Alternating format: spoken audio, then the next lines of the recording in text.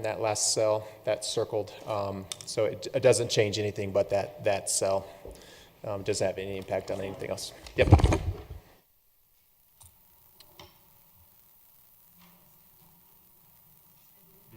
Yeah, she just came in. Vivian, were you looking for the sign up? Okay. All right. All right, let's go ahead. Yes. Let's begin the study session. We don't seem to have any citizens who wish to comment on the budget items, and staff report would be probably everything we're doing tonight. Correct. All right. We have no other staff So reports. we're going to just roar right into item number 2. Is the chief here? No. Oh, maybe he'll show up here. Well, good evening, council, mayor and council. Tonight, we are presenting to you the 2018 proposed budget. We do have a PowerPoint up on the screen, but you should also have it hard copy in your hand. And we have directors or department representatives all at the table with this. Everybody, I can see everybody knows everybody, right? Lauren, you see Lauren all the time, right? You may not know Greg. Does everybody know Greg? Greg, you want to introduce yourself? And Steve Wynn, do you know Steve? Do you guys know Steve? Steve Wynn. So they're both, Scott's not here tonight, and then Lauren, you know Lauren, she's in for Ken. And then Chief Brennan should be here soon. And then Joyce, you all know Joyce, of course.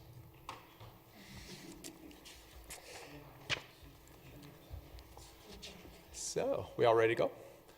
So I think if okay with you guys, we'll run through the presentation as quickly as possible, and then we'll open it up for questions at the end. And I'm going to hand it off to different departments throughout the presentation so that they can give you specific details about some budget requests that they have. So let's get started. Good evening, Mayor and Council.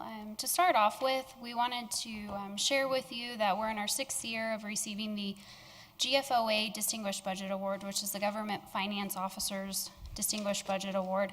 This is an award that is based on the city's ability to demonstrate and meet specific criteria that was developed by the National Advisory Council on State and Local Budgeting. So you could call it best practices in short, but this is a tough awards competition that we enter on an annual basis. We're pleased that we've received the budget award for 6 years. We'll continue to apply for the budget award. It's the judges are from across the country, internationally, practitioners that review our budget inside and out to make sure that we're being consistent and upholding the best budgeting practices. So just wanted to include that for your review. Thank you, Heather, and thank you, Heather and her staff. And they do a lot of work to make sure that we're meeting those standards. So very proud of that. As we say every year, the budget tells a story and gives a message to the community of what City Council is trying to achieve. And we use the City Council's vision as a framework for those priorities that we budget on an annual basis. And as a reminder, that this is our vision for throughout 2035, and we've made some changes recently, but current vision is Wheat Ridge is a beautiful city and a community for families. Wheat Ridge has great neighborhoods, vibrant commercial centers, and multimodal transportation, and is committed to environmental stewardship. Wheat Ridge residents enjoy an active, healthy lifestyle and hometown feeling and pride. Wheat Ridge, a great place to live. And then just a little bit of kind of budget 101 for you real quickly in this one slide here, just as a reminder so that this will help you throughout the budget presentation. But so we have one total City of Wheat Ridge budget, and it's there are several funds that make up that budget. And the primary fund that makes up that budget is the general fund. That's our daily operating budget. And we'll talk about each of these funds more specifically throughout the night. But then we also have several, 8 to be exact, special funds, and those are set up to manage specific programs or services, or they're set up by state law because of the revenue sources that we get, such as the Conservation Trust Those are Colorado lottery dollars that the city receives, and those have to be put in a special fund, so that's why that's set up. So those 8 special funds are our Public Art Fund, Police Investigation Fund, Open Space, Municipal Court, Conservation Trust, Equipment Replacement, Crime Prevention, and Recreation Center. And then we have our Capital Improvement Program budget. We call it CIP a lot, the CIP fund. And that's a special fund set up for those large capital projects. And it does have some of its own revenue sources, but the majority of the revenue comes from grants and a transfer from the general fund on an annual basis. And then new this year, and then for next year also, is our bond fund, which we have a couple different names for it. We call it 2E occasionally, or 2E Investing for the Future. And that's the new fund we set up to manage the proceeds from the bond sale, $33 million, and then also the increased sales tax and use tax that we get on an annual basis. So those are all the different funds. We'll primarily talk about general fund this evening, but we're also going to touch on all the other funds. So on to the next slide. There's a lot of numbers in this table, but I think it was important to kind of give you a glimpse of this. We typically like to show you what the total budget is for the city. So again, all funds. But with the inclusion of the 2E fund recently, that kind of skews it quite a bit because that has an inclusion of $33 million of new revenues. So we split it out a little bit here. You see the first column is the 2E fund alone. The second column is all other funds. And then the far right column is all funds. And that's what we normally report to you, what the all fund budget is. And if you look down there, about the 5th row shows the proposed expenditures. It's over $65 million. So that's a large number. It's much larger than it is if you looked at last year's all fund budget, because that, again, includes the 2E budget. But if you just want to look at how the all funds compare to the previous years, that's in the center again, the other funds, and the total expenditures for all the other funds is just under $48 million. And then there's some other data in there. I won't go through everything, but if you have questions, we can come back to that later. So just in a more graphical sense, we threw up a pie chart that shows which funds are making up the largest portion of that total budget, $65 million. And the general fund, as you see, is 52%. Over half of that $65 million is in our general fund operating budget. And this year, or for next year, the 2E bond fund is going to be our second largest fund of $27 million.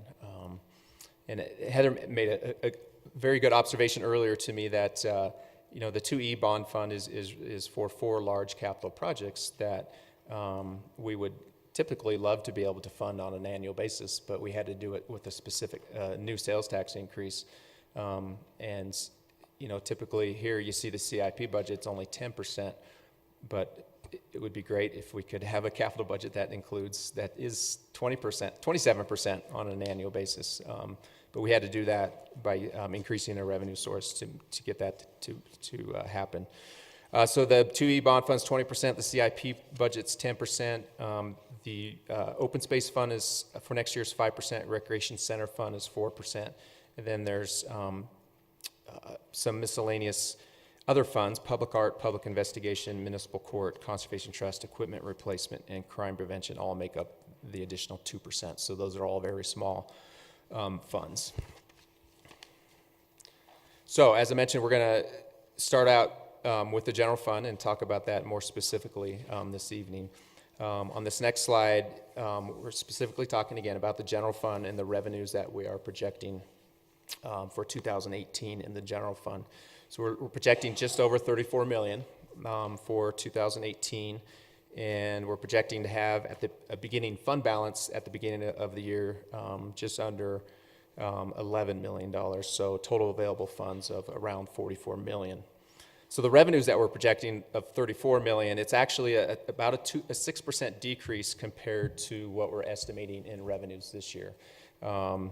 It's about $2.2 million, and that's primarily due to all the unanticipated revenues we received this year from the hailstorm, for building permit fees, building use tax, and auto use tax revenues in 2017. So we don't anticipate to receive those revenues, obviously, in 2018. We're going to still see some, we believe, but not as much as we did this year. So revenues for 2018 are going to be a little less than what we're estimating for this year.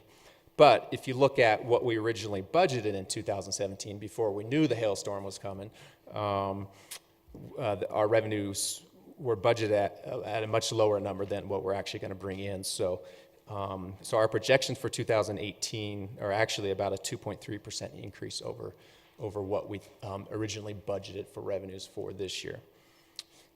So slight increase, that even with the Walmart closure, we're still projecting a slight increase in total general fund revenues when you separate out the hailstorm revenues. The next chart, again, is just a pie chart breaks down all those different revenue sources. And as you can see, and we've drilled this into you since the day you became on council, but sales tax and use tax are our number one revenue sources. And so almost 70% come from sales and use tax. And everything else is fairly minor. Just wanted to point out, mainly for the public, and we'd like to point this out, that property tax is a very small revenue source for the city. It's about 3% of our general fund revenues. So property tax is not a very large revenue for the city, at least. There's more detailed information under the revenues and expenditures summary tab of all these different revenue sources, which I'm sure you looked at, and we can, if you have any questions later, we can talk about that. So looking back a little bit, kind of on our revenue trends, the next graphic here shows general fund revenues, kind of from post-recession, or maybe even mid-recession, until recession was winding down, the 2008-2009 recession. You see revenues were kind of pretty flat between 2009 and 2012. We started to see an increase in 2013 when most folks felt the recession was over. And revenues increased fairly well over the next several years, and start kind of flattening out again for 2017 and 18. And again, that's mainly because of our closure of Walmart, which is going to have an impact on our total revenues. The little orange portion of the bar on 2014, 15, 17, and 18 are one-time revenues that we received in those years that we don't receive on an annual basis. In 2014, we received $1.7 million in a sales and use tax audit, which we don't necessarily receive on an annual basis. 2015, we got a loan for the solar panels we purchased in $800,000. We had to show that as revenue, so that's why that's in there. And then 2017, as we mentioned, we're showing about $1.5 million in revenues from insurance from the hailstorm, and about $2.4 million in fees from the building department from the hailstorm. And then in 2018, one-time revenues, we're projecting about $500,000 in more insurance, hailstorm insurance, and then about $800,000 more in building department fees from the hailstorm. So moving on to general fund expenditures. If you can remember from the previous revenue slide already, that's the same number, $34,037,540. So we are presenting a balanced general fund budget to City Council. Revenues are equaling expenditures. And we are proposing to transfer $2.2 million from general fund reserves to the CIP budget for 2018. So that's a total of just over $36 million. So the 2018 budget is a fairly large increase, 8%, which isn't typical for us compared to the adjusted 2017 budget. But again, most of that is primarily because we're budgeting in 2018 about $1.5 million for repairs to city facilities and infrastructure from the hailstorm. So without that additional 1.5, which is not a typical annual expense in 2018, the general fund budget increase is only about 3.4% compared to 17. So with those revenues and expenditures, that would give us an ending fund balance at the end of next year of about 8.6 million. That's the total fund balance. The unrestricted fund balance portion is about 6.6 million, which is 19.5%. The restricted portion of that fund balance of the 8.6 million is just over $1 million for Tabor, the 3% reserves that we were required to keep. Just over 200,000 for our PEG fee revenues. That's the public, what's that stand for again? Educational government fee that everybody pays on there. If you have cable at home, you pay that little bit of a fee monthly, and the city gets that. And we have to use it specifically for our Channel 8 productions, so we have to keep that money separate. And then in 2018, we'll have about 685,000 left of a loan out to the Fruitdale project, so that will be part of our restricted reserves also. Gobbled it all up. And then the next pie graph is a breakdown of the general fund expenditures. This doesn't really change much year to year. Police department is our largest department and largest expense, has the most employees. It's usually around 30%. And Parks and Public Works are always tied for second, usually around 14%. Central charges is a little bit higher in 2018. We are budgeting, central charges is an essential account in our general fund budget that covers our workers' comp premiums, our property liability, our medical, dental, life insurance coverage, and other uninsured losses, postage. And in 2018, we are budgeting all of for our tracking purposes and for insurance purposes, all of our hailstorm damage repairs are being expended out of central charges so that we can contract those in one budget. So central charges a little bit higher, which brought down the police department, got them down below 30%. So general government, 9%, that's the city council, city clerk, city treasurer, city manager, and economic development, and city attorney. And then community development is 5%, and municipal court at 3%. And I forgot administrative services at 11%. That's all of our internal services, HR, finance, IT, purchasing, payroll, all those fun departments. On to the next graphic. This is, again, a kind of a trend analysis of our expenditures going back to 2009. And you can see expenditures have increased all the way through, proposed through 2018, and we do show some one-time expenditures also in the orange portion of those bars. The one-time expenditures in 2014, there was $1 million that we provided for the Kipling Ridge project, the Sprouts development. That was an economic development grant for that project. The city paid down $1.4 million of the 44th, the loan that we had for the 44th and Watts Town Center project.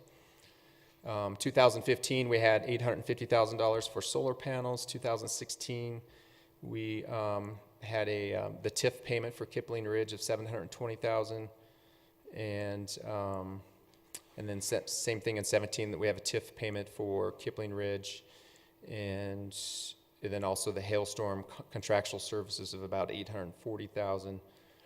2018, we're projecting about $550,000 TIF payments for the Kipling Ridge project, $215,000 for the corners at Wheat Ridge, $1.5 for hailstorm repairs, and $200,000 for hailstorm contract services. So quite a few one-time expenses proposed for 2018. We are showing about between 2013, when the recession was ending, and 2018, we are showing about an $8.3 million increase in expenditures over those years. About 1.4 of that can be accounted for because of inflation. Inflation over that period is about 5.4%. We usually spend close to $1 million less than we budget.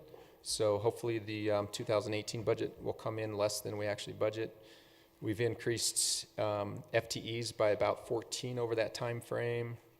And again, in 2018, we got the 1.5 million for the hailstorm repairs and 200,000 for hailstorm contractual services. So a good chunk of that makes up that $8.3 million increase between 2013 and 2018. So that's the general fund, summary of that, and then we'll move on to our new fund, the 2E fund, our bond fund. So this graphic shows that we have available funds of over 37 million. As you all remember, we issued bonds last May and got 33 million that we needed for our projects, but we've also are bringing in the new sales tax and use tax into that fund. And so we're projecting in 2018 revenues of about 4.1 million from that half a penny increase. And our expenditures we're projecting about 17 million, and we'll discuss those in more detail in a moment. As you can see from the pie graph, though, the Clear Creek Crossing project is the largest funded project for 2018, the hook ramps. And then the Gold Line Station is second, Anderson Park, and then our Wadsworth project. The debt payment for 2018 on the bonds is scheduled for just over $3.5 million. And if you remember from the ballot question, debt service, it will never be over 3.7 million. It was structured so it would never be more than 3.7 million a year. So on to the 2E projects. We got 4. The Clear Creek Crossing hook ramps, as I mentioned, is going to be the biggest project next year. So out of the 10 million that was allocated for that project, we're proposing to spend most of that in 2018, of about $9.7 million. We're hoping that project will start sometime in February of next year.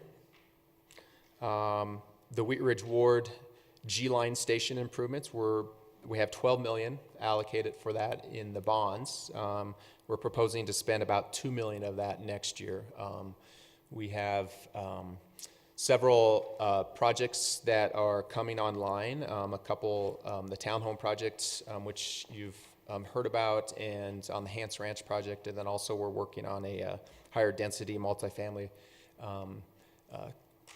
apartment community adjacent to the station. So those projects will need some public infrastructure around their site that we're proposing potentially to. We don't have the 2 million allocated for an exact project, but we feel that there will be some public projects that will be needed to be funded in 2018 to help those projects. They could include improvements to 50 to Tabor or 52nd, which surround those housing projects. So there's some drainage issues that need to be taken care of, and some building out of those complete streets. So we'll, of course, bring that back to council before those funds are expended. And then we move on to the Wadsworth Boulevard widening project. We're proposing to spend about $450,000 of the 7 million that is allocated towards that project. And Steve, did you want to update that, or? Sure, the $450,000 is pretty much will be utilized as local match. For 2018, we'll be wrapping up the environmental assessment. We'll initiate the design, final design, and also right-of-way plans. And for those 3 tasks that we're going to do in 2018, the $450,000 will be utilized as city local match in addition to federal grant to pay for those tasks. And that's just the amount that's being expended out of this 2E fund. There is some budgeted in the capital budget also, which we'll get to here in a minute. Same with the next project, Anderson Park. I'll let maybe Joyce speak to that, but we're budgeting 1.72 million out of the 2E budget, and that, again, there was 4 million allocated in the bonds for that project. you want to speak to maybe what that 1.7 is for? Well, we yet to structure the contract to see what portion of the project will be ready to bid and contracted out in the fall of 2018 is when we're planning on starting construction. So bidding over the summer. So to bid it out, we need to have the funds budgeted and available to bid it out, but actual construction won't happen until, fall of 18, you said. It will be happening next year, yeah. And similar to this, Joyce also has money in the Conservation Trust or open space budgets for this project, which she'll talk to in a minute. Okay. And then moving on, so that's the 2E fund. Moving on to our CIP budget. We are proposing expenditures of about $6.4 million next year in the CIP budget. Majority of that, kind of broken down into thirds, is for the Wadsworth project again, and preventative maintenance for our streets, and then minor street improvements, and are the largest expenditures, and there's some smaller ones in there, and we'll get into those in more detail here in a bit. So this next graph is kind of an interesting one. It just kind of shows you the financial health of the city with the CIP budget in mind. You can see the expenditures in the CIP budget are kind of all over the place. There's really no trend. A lot of it depends on grants that we receive and funding that becomes available and when projects actually get constructed. CIP projects can take several years, and they may not, the funding or the actual expenditure of the funds may not happen until only 1 year.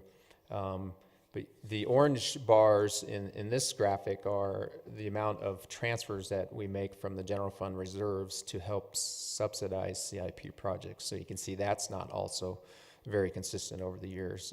It all depends on the number of projects and how much grants we have or don't have, and how much available funding we have in reserves to contribute to CIP budget.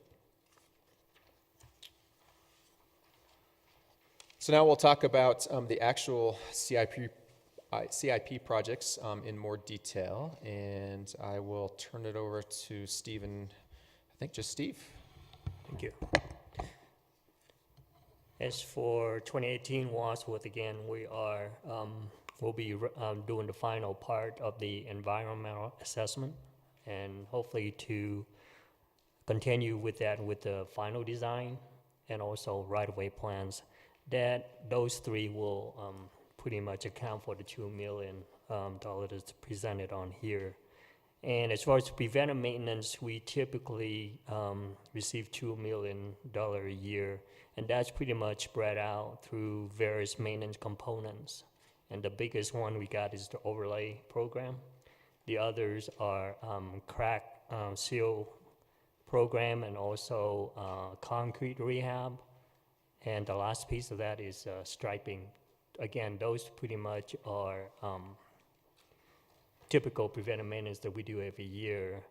With the $2 million, we try to stretch out the dollar as much as we can. If we go off a need base, I think we need a lot more than that.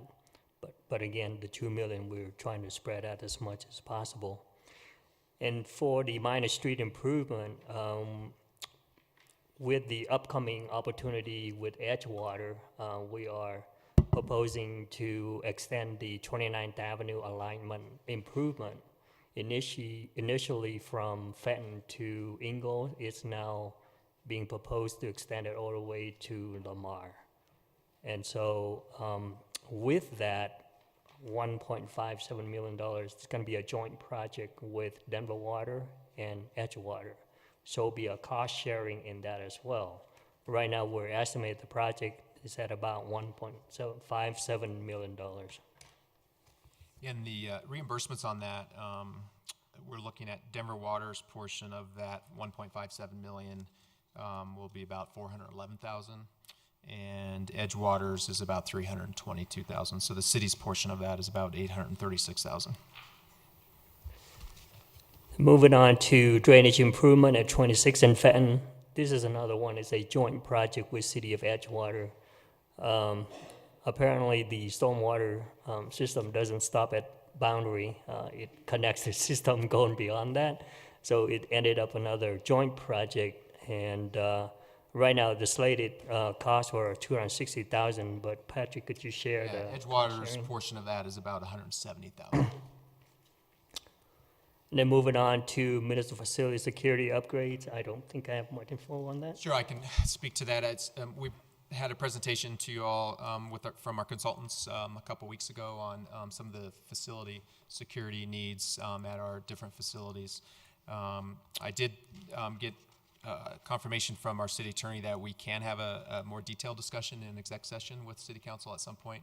So we did budget $150,000 in 2018's budget to start taking care of some of the priority security issues that we're having at some of our different facilities. We haven't identified exactly what those are going to be yet. Staff's going to meet internally and go over the list, and then we'll bring it back to city council and discuss an exec session, so you can have a greater detail about what those improvements look like. And then on to the new traffic signal project at 32nd Xenon. The project is currently out to add, and most likely the project for the most part will be complete in 2017, and maybe some remnant finish up work in early 2018. And this project is fully funded by other sources, which is great. The Wheat Ridge Urban Renewal Authority has agreed to contribute $110,000 towards that traffic signal, and then Regency, the owner of the shopping center, will pay the remainder, which is just under $50,000. Want to speak to the Sure. this? Yep. The next CIP project is improvements to our police department evidence storage facility at $100,000. We several years ago built a new facility at our public works shops off of 44th Avenue in Parfait. And there was a second floor in that building that was never built out. And because of, maybe the chief could speak to it if he'd like to, but there's a lot of rules and regulations and restrictions on how we maintain evidence in police cases. And we need additional space, and this will allow us to build out that second floor of the evidence building. That's at $100,000.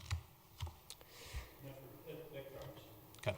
Requirements for booking more evidence, and so it gives us an opportunity to utilize some space that right now not being utilized. Yeah. It's important for us. Our citywide ADA infrastructure improvement, that's the ongoing effort to upgrade a number of handicap ramps that is out of compliance. So we are keeping up with that effort annually to be closer to overall general compliance. And then the aerial photography GIS update, essentially that is a right-of-way correction project. Recent construction up at the station has found that there are some right-of-way errors that has been identified, and we felt that we have to correct that before projects or any proposed development going in there that could be a headache. So we need that to correct it all before. As far as update to the Clear Creek Master Plan, urban drainage flood control district is going through the flow correction right now. It is reducing the published flow that we've been using for years. What that means is that the actual flow will be less, and that will result in change of flood limits.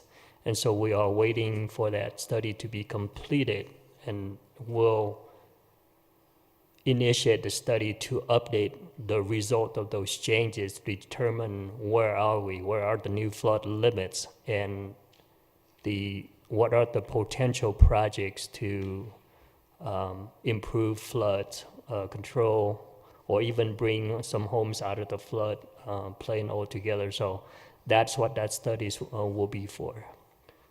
As far as completion of the environmental assessment for reevaluation of Clear Creek, I think we're going strong on that, and I'm hoping to have a decision here at the end of the year, if not early next year.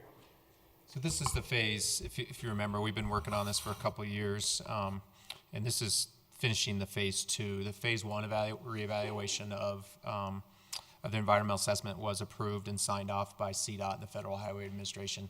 It basically said that the Clear Creek Crossing development construction could start with the improvements that were already done, which included the changes we made to 32nd Youngfield, the underpass, but it restricted us to somewhere around 300,000 square feet of new development. Phase 2 was required to take it to the next level to up to somewhere around 600,000 square feet of development. So phase 2 is looking at the hook ramps specifically and requirements of the hook ramps to be built off of I-70 before you can go over that threshold of 300,000 square feet. So this additional 25,000 is just to wrap up that study.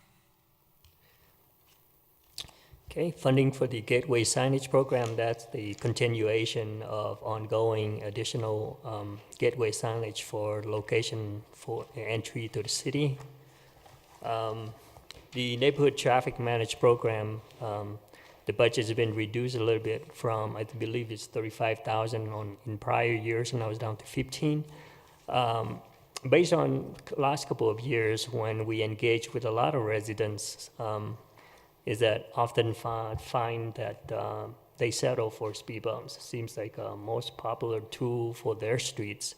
We did introduce several other design options such as landscape islands and all that, but they kind of realized that with that they have to give up their parking in front of the street, so that wasn't too popular to them. So we ended up with a lot of solutions as speed bumps, and those are relatively low cost that I think we can get by with that amount.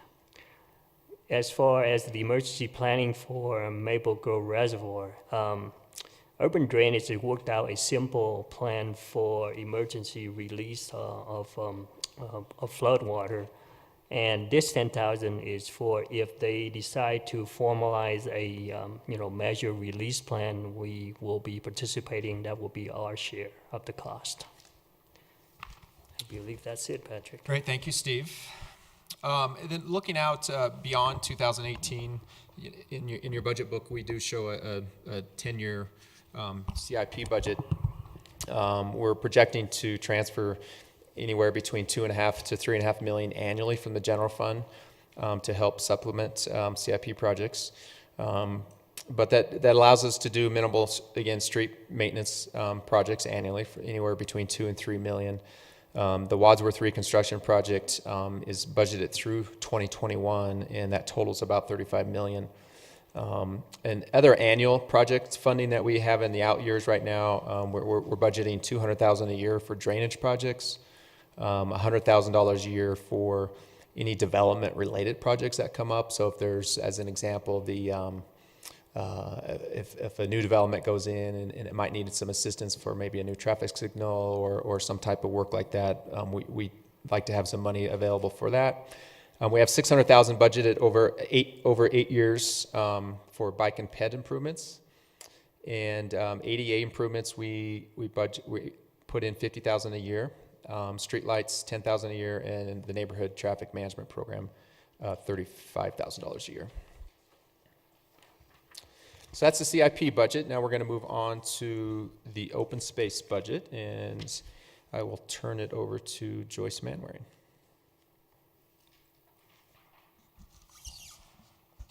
Okay, so our open space fund is a half-cent sales tax, just as a reminder, that's redistributed through the county based on population.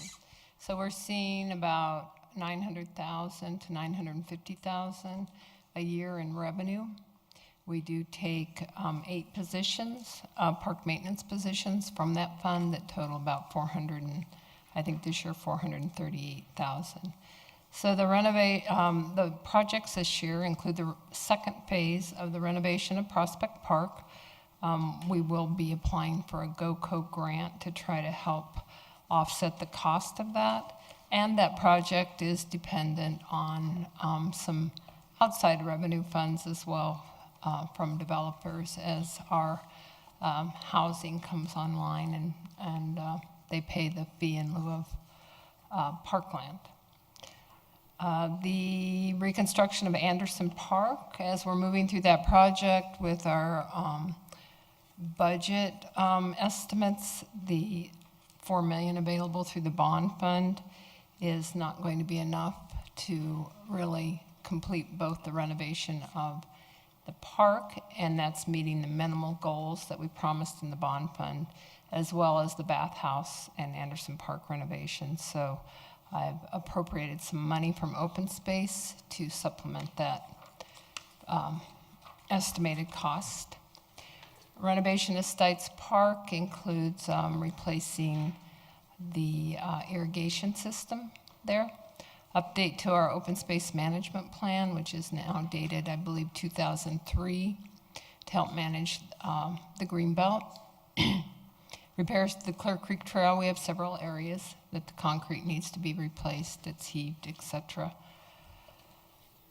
We had, council had committed to Jeffco Open Space to partner with them on their GoCo Legacy grant to help build the Clear Creek Trail up the canyon. So that's another $25,000 to Jeffco Open Space for that project, which is the expansion of the Clear Creek Trail. And then we have $25,000 for some improvements to Lewis Meadows, which includes an informational kiosk, bench, and some trail repairs. Keep moving. The 28 proposed conservation trust fund, we see about $300,000 annually in the conservation trust fund. Those are our lottery dollars, and again, they're excuse me, appropriated by population through the state based on proceeds from the lottery. So I have budgeted from that fund $500,000 to help with the 2E project, the renovation of the Anderson building.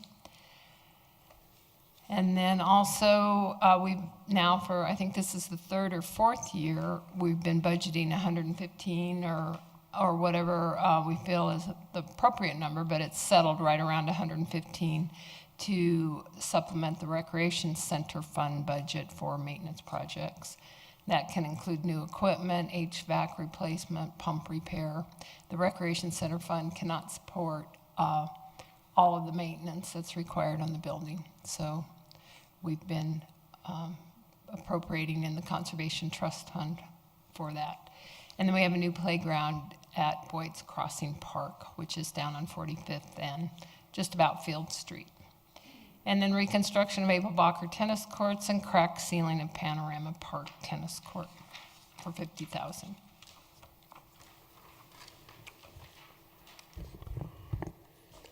Thank you, Joyce. That was Open Space and Conservation Trust, and now we're moving on to the Recreation Center Fund.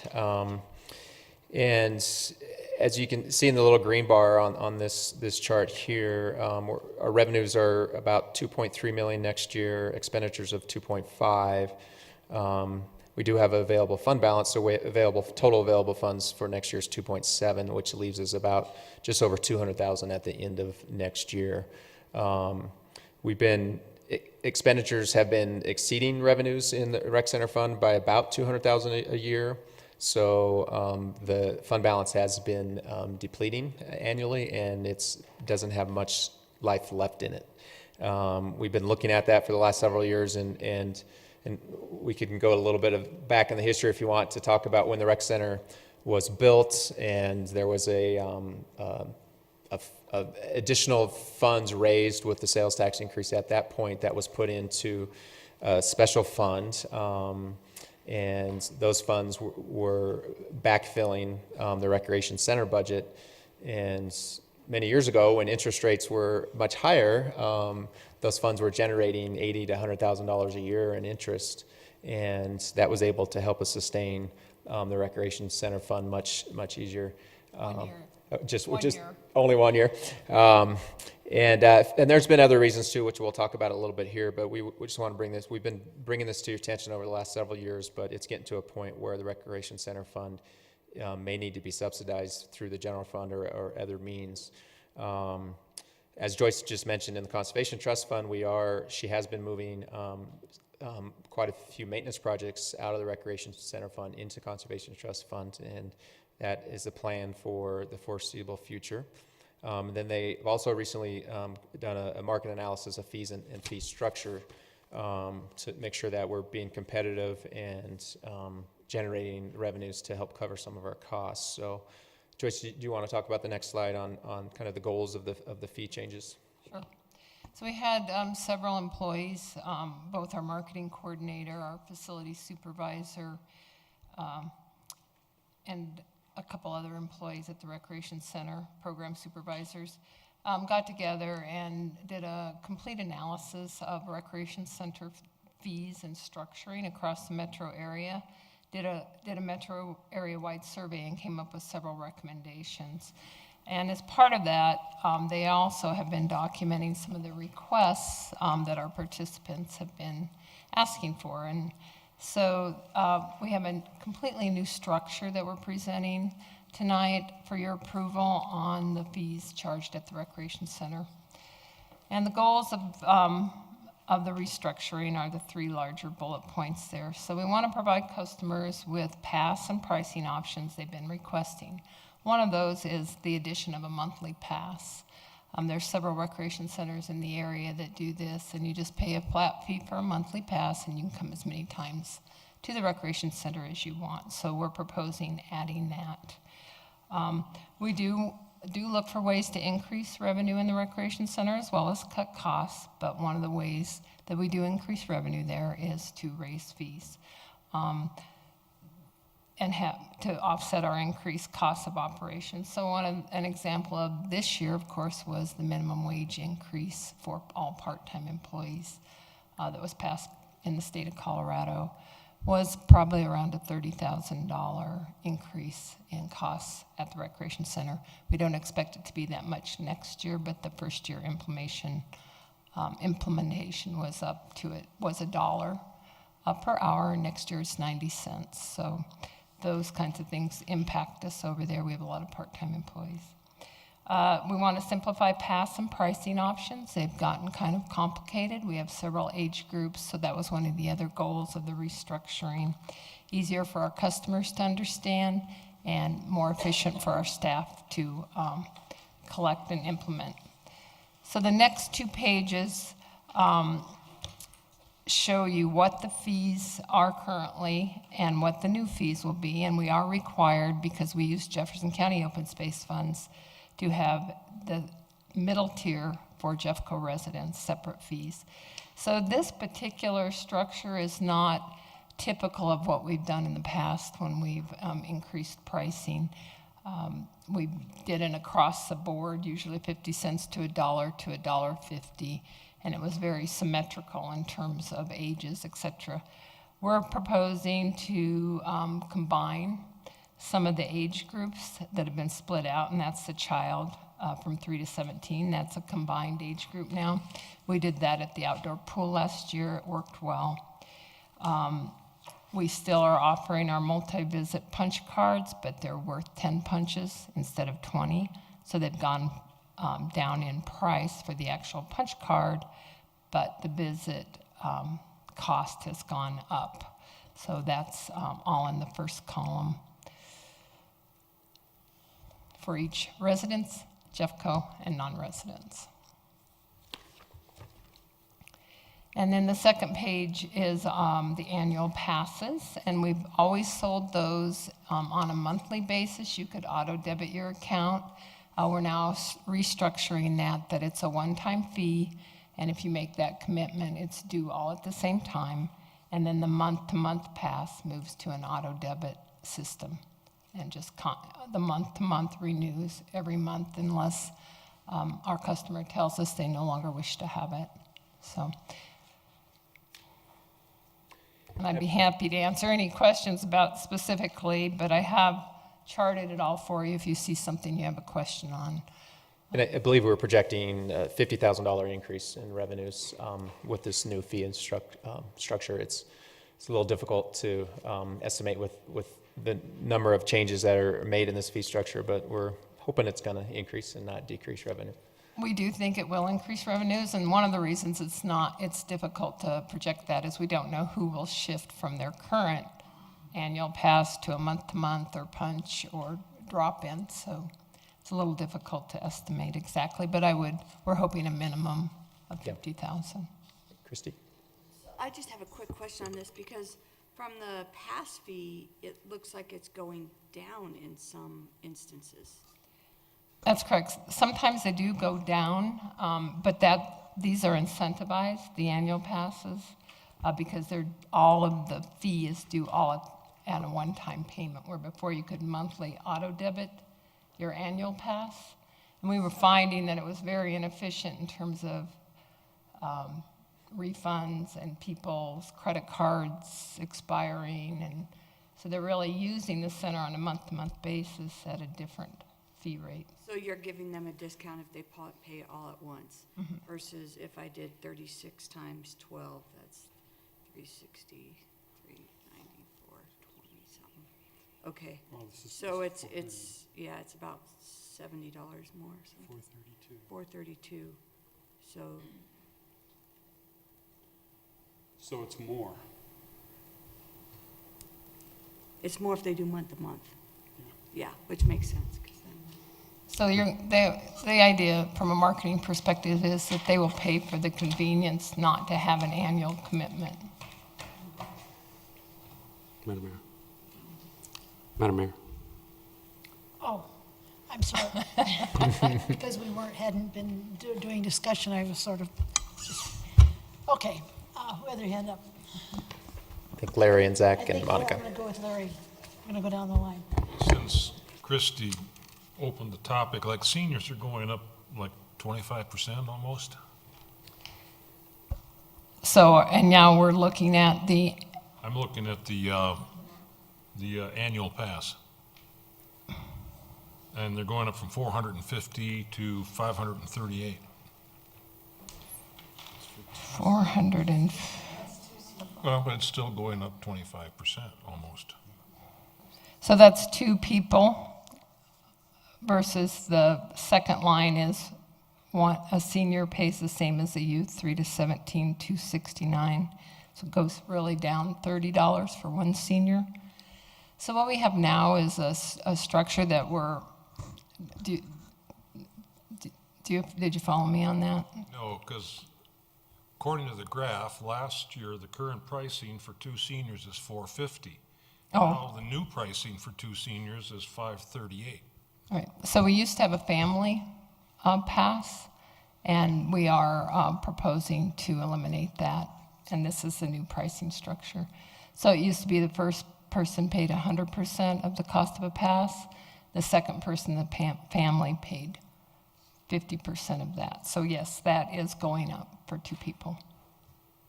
Why are we hitting the seniors with a 20% increase? Well, it's actually a discount because if each senior had to buy their pass individually, it would be $269 times 2. Which would be 538. Same So number. same, okay. I guess, why are some of them decreasing and others are increasing, if it's supposed to incentivize them to get that pass?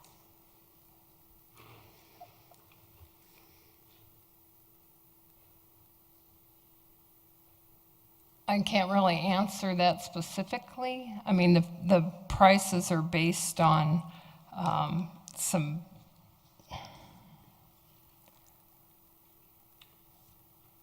I can try to look at my pricing proposals and see what the justification for that was, but I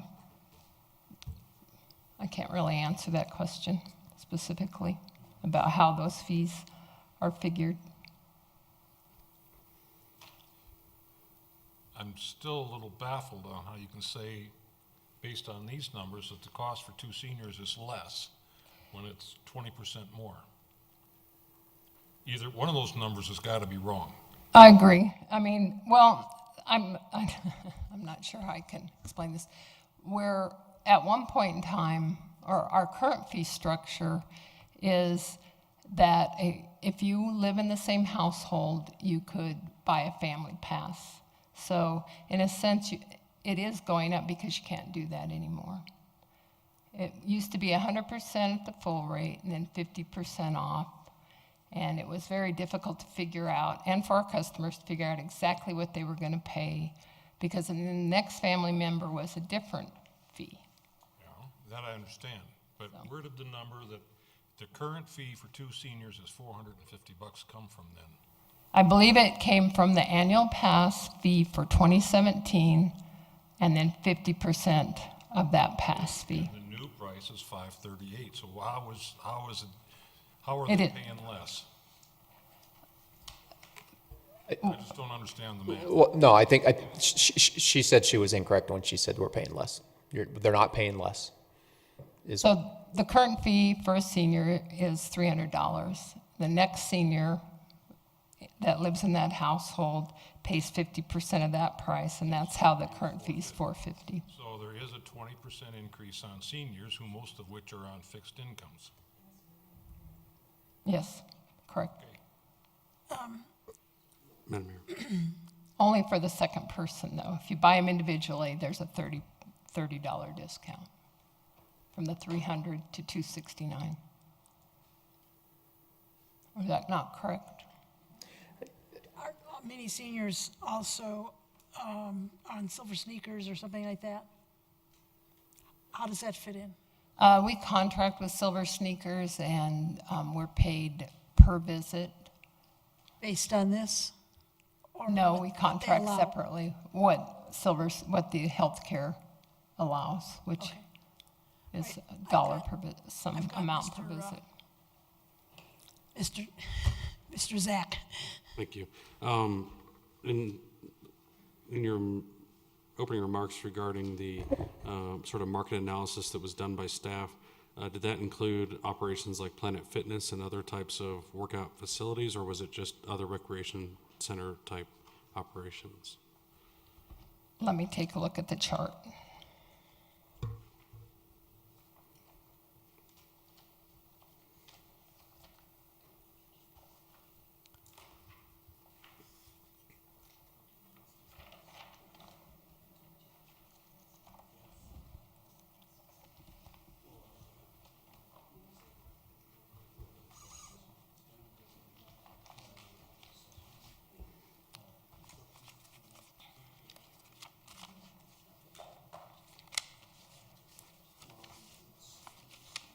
Not doing it on the full thing. Okay.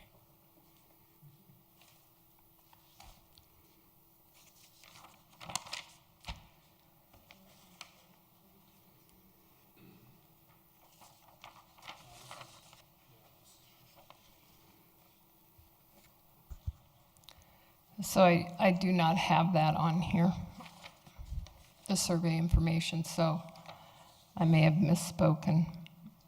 I thought they looked at some private health clubs as well. So it's just looking And at, it may have been more about the structure of having a monthly pass than the actual fee. okay. I guess one of my concerns is that we're both competing with existing recreation facilities within other municipal governments and other facilities very similar to ours, but we're also competing with private entities like Planet Fitness, and when you look at those fee structures compared to what we're charging, I don't want to make any commercials for any private entities here, but those fees could be significantly less than our month-to-month pass here, and not to say that the services and the programs that the rec center offers aren't above and beyond what you could get at one of those local workout clubs. It does seem to be quite significant as far as what they're charging versus what we're charging, and so I'm just sort of mindful that we're competing in a marketplace where our fees and charges are much higher than what they're offering. I had two others with questions. Mr. Wren.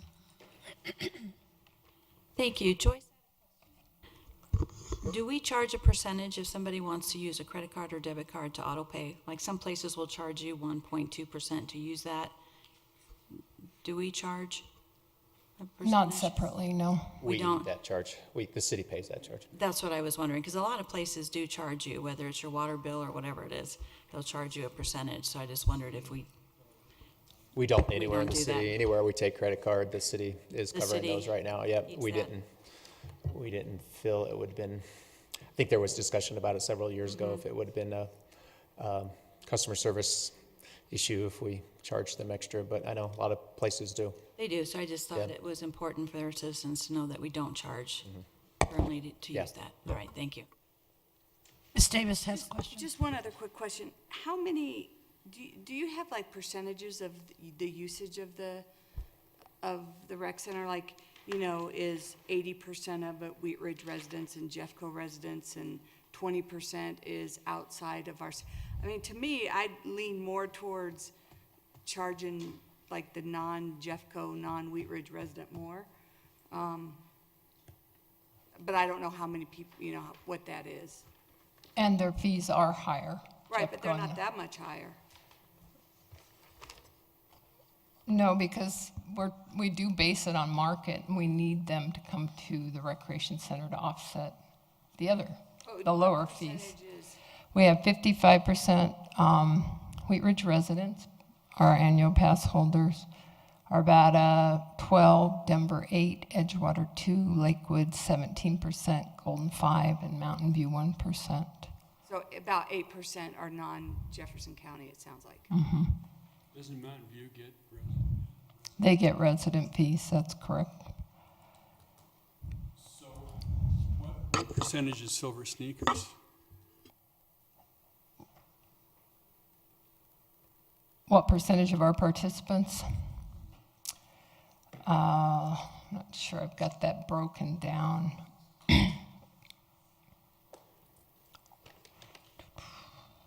I have it broken down by age, 2.5%, born 1943 and prior, but I don't have Silver Sneakers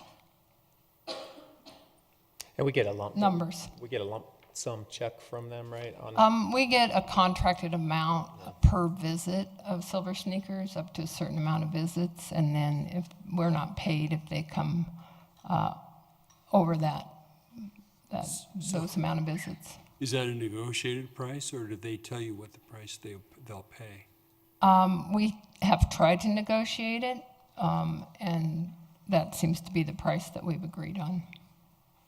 So they do tell us to some extent that that's what they're going to pay. That's correct. So can you estimate exactly what that is per visit, per person? Yes, I believe it's about $2 or $2.50 per visit. I can give you the revenue. 'cause that's what the participant pays, but then we also get paid by the Silver Sneakers program. That is the contracted price with Silver Oh, Sneakers. okay. 0. So out of our revenue, out of the $1,823,000 in revenue, we received $276,900 from Silver Sneakers.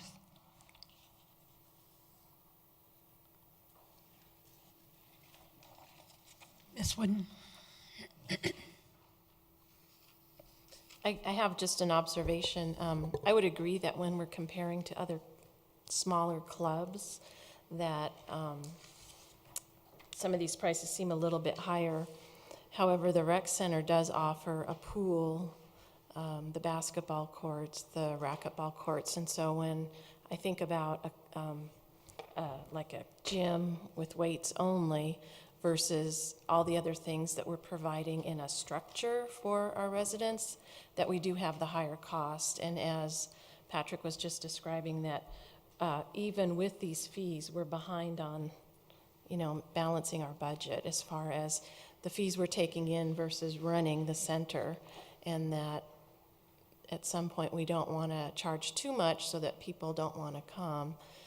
But we do offer a lot. We have the meeting rooms. We have a lot at our rec center, and I think it's I think we're very well attended. And when we compared, like just a gym, it's not always apples to apples, because we do have the pool and the basketball courts, the meeting rooms. We offer the birthday parties. So we have a lot of extra things that cost, and plus we're taking care of that whole building. And there's gyms that are higher than this. Oh, yeah, smaller gyms that are way higher. I have a question. Joyce, I know we rent out rooms as well. At one time, the private industry, we'll say, was unhappy because they felt we were cutting, our prices were lower. What is that situation now? Meaning in comparison to private, where you want to lease something for a big party or a big meeting or whatever. Well, it can be hard to compare. We're probably lower, but we're also more affordable because we allow people to bring their own caterer in, where sometimes if you go to a private facility, you use their caterer, so it's hard to compare apples to apples. I'm going to assume, though, it's an area that you continually watch to make sure that we are We do a market analysis on that as well. competitive there. Mr. Urban? Thank you.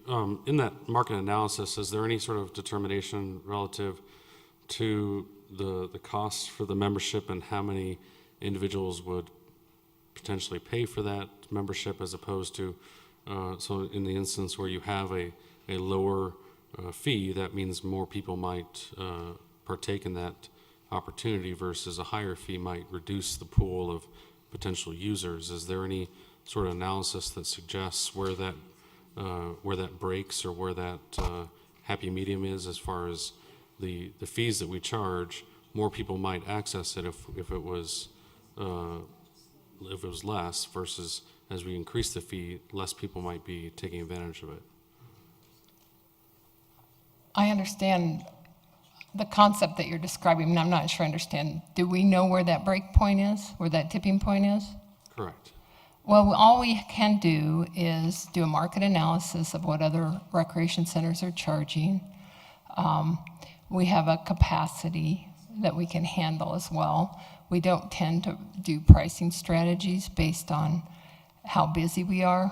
We don't tend to raise the fee so we can serve less people but bring in the same amount of revenue, because it's not our philosophy. So no, we really don't know. We really do it mostly on market analysis. No, but I was talking about the reverse there, where we charge less, and then that brings in a larger population of potential users who may not use To it. offset the revenue increase? That if we have more users paying less, that would be more revenue overall, because we're drawing from a larger base of potential users. I don't have a number for that. I don't actually think that works. And we have a history since we opened the recreation center of participation, and that doesn't seem to bring in more users necessarily. Thank you. They did, and just a little bit of side note too, that Joyce's staff did a really good job, I thought, in the market analysis, and I read through it, and it convinced me to look at a new structure. And we'll make sure that all these numbers are right, but a lot of what they looked at was what the habits are today, I think, of the new generations of how they use these types of centers. And a lot of them don't like to commit to a full annual pass and even a 20-punch pass. And I think that was a lot of the philosophy. It's like, if you can get them in at a 10-punch pass and keep them on an auto debit, and it just keeps going. A lot of people, hopefully that might get more people. We don't know, but it is. You've got great questions, Zach, and I wish we had solid answers, but I think it's a little bit about history and experience and trying to figure out where the best fit is. And I think, we'll definitely keep an eye on it, and if it's not working, I think we'll have to keep making changes. We don't like to make changes too much because that scares people away too, but. Yeah, change is hard, but we spent a lot of time thinking about this and looking at these. And I really don't think you can pull one fee out and look at it by itself. I mean, 2 seniors, it may look like there is an increase for seniors, but they're really getting $100 off an adult rate. So you have to have the context, I think, on all the fees together. Madam Mayor, I have one more question on the rec center. Where in here do we talk about the revenues that we receive from Verizon or other, do we have any other type of contracts where we're in the case of Verizon, renting the rooftop space for the cell tower? Where is that broken down, or how is that included? It's in the detail. You don't have it here, it's just we put it into one of our line items as we add up our revenue. And do we have any other additional contracts similar to that? Not right now. When we first started, we had a contract with Mountain View, and they paid us X amount of money for several years in order to receive resident rates in perpetuity. They contributed to the construction of the recreation center. So So they get that in perpetuity, even though they're not paying any longer? Just that's correct. The Verizon contract, Zach, it does show up under revenues in the Parks and Rec section of the book. Budget is $25,000, I believe, annually, and that's 2018 will be the first full year of that. So that's definitely a bump in the revenues a little bit. Thank you. And we do look for as many opportunities as we can, and while we're still providing transparency when we serve the public and charge the fees. And it's important to us to reach out to people that can't afford to be there. So we have a discount program that people can sign up for. We have a scholarship program because it isn't affordable for everyone to buy passes or do drop-in at the recreation center.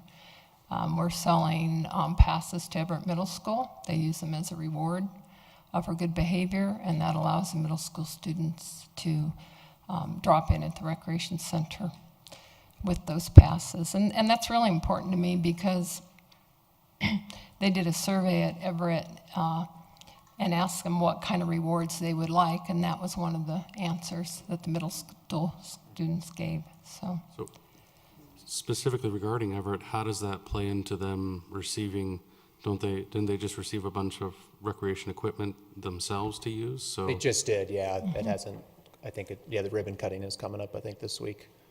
So won't that impact that then if they have their own I equipment? don't think so. We have a lot of other activities going on in the recreation center. I'm sure I'm going to start a great fitness program to have while they're in school as well as maybe after school. Thank you. So. While we're on this subject, let me ask one other question in here. On page 33 in the main book, there's on the 2018 operation expenditures, marketing 96,000. I'm curious what that's for.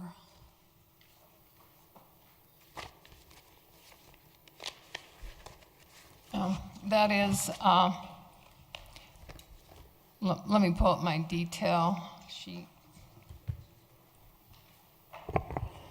We do have a marketing coordinator, so some of that is salary.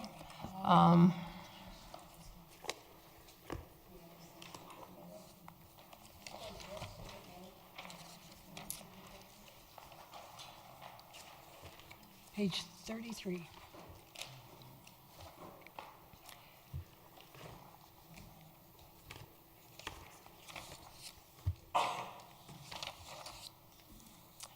So it is the activities guide, that's correct. Rental brochures, direct mail promotion postcards, some office supplies, postage. We mail the activity guide out to our residents.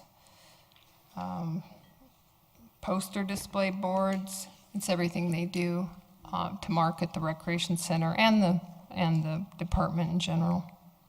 I'm comfortable with, I was just curious as to what all that breakdown in, and it sounds like, obviously a part of the operation is a certain amount of basically marketing that you have to do. And I will say we use that marketing budget as a holding fund for our salary increases until and then they're redistributed, and that money comes out of there. I thought maybe you'd have a whole TV program going on or something. Never mind. Okay, can we go forward? Sure. Just had another question on the Oh, Parks and Rec. sorry, go ahead, Zach. With respect to the Anderson building, was there any claim or payout with respect to the insurance and the hail on the Anderson building, and how does that play into the renovation of the building? All of the insurance funds are being used in the project.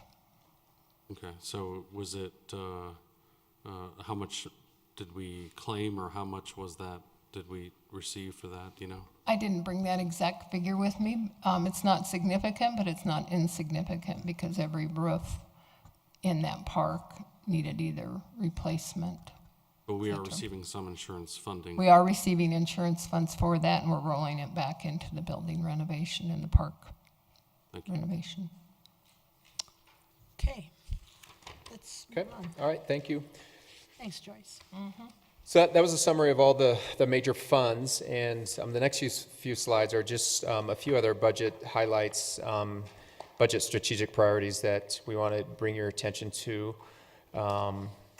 First of all, we, in the 2018 budget, we're proposing our annual funding for the Urban Renewal Authority for their expenses of $300,000. We will have two tax increment financing projects that we'll be paying on next year, finishing up the Kipling Ridge project, the Sprouts project. That's about $550,000, I believe, and then we're estimating, projecting that the Corners at Wheat Ridge project will come on potentially around September, October, so a couple months of revenue will come in, and I think that's about $215,000 we're estimating will go back to pay that TIF. We are continuing with our budget to local works for all of our public events, $140,000, the Wheat Ridge Business District Grant Program of $45,000, and as you remember, we did $45,000 this year, plus an additional $50,000 for the Facade Plus grant program. The Live Local events hosted by Local Works at $50,000. We have our Bubble Building Up Business Loan Program, $25,000 to Local Works. Marketing efforts for several of our different commercial corridors, 44th Avenue, we have 7500, 29th Avenue, Marketplace, 5,000, 38th Avenue, 30,000. The last one is a new priority item for the 2018 budget is to look at our neighborhood revitalization strategy and either do an update or start from scratch or whatever. We need to get direction from City Council and the community on where they would like to go with the neighborhood revitalization strategy, if it's still a relevant document for the community, and or if it needs amended and how so. So we have money both in Local Works and Economic Development budget to fund that. Our TLC program, continual funding of that, $40,000. Home investment, our HIP loan program of $25,000. Just over the last couple of years, we've created a separate budget for our historic buildings management and maintenance in the city. We have a $78,000 budget next year for that, and we did add. I think we actually gave them some more money, didn't we, Joyce, in 2018 for programming and. I can't remember what this. I'll have to look it up. Didn't we give them some extra? The Historical Yeah, Society? yeah. Yes, in fact, this is the first year we've actually funded them at any level. So we did ask, they are requesting some money to archive their files as well as do some marketing, et cetera. So I can look up the detail. Is that what we're looking for? Yeah. If council, we'll go ahead and continue. If you have questions, we can look that up. And then another large planning effort. We did have that budgeted this year, but we put it on hold because of being cautious with the closure of Walmart, plus just with the priorities of dealing with the hailstorm. An effort to look at the Kipling I-70 corridor, a planning effort, kind of an all-encompassing with the police department, community development, public works, economic development, looking at what solutions we can provide and find for that corridor that has a huge impact on city services and programs. So we're budgeting $150,000 for a pretty comprehensive effort to come up with some solutions for that area. Continuing with our large item pickup program of $5,000. Our annual contribution to the Carnation Festival of $80,000. We do staff that also with staff overtime, which has been running around $25,000. We're going to try to bring back the Citizen Academy, which was brought up at the council retreat. weren't too successful in the last couple of years getting people to participate, but maybe it's been a couple of years off that we can round some folks up.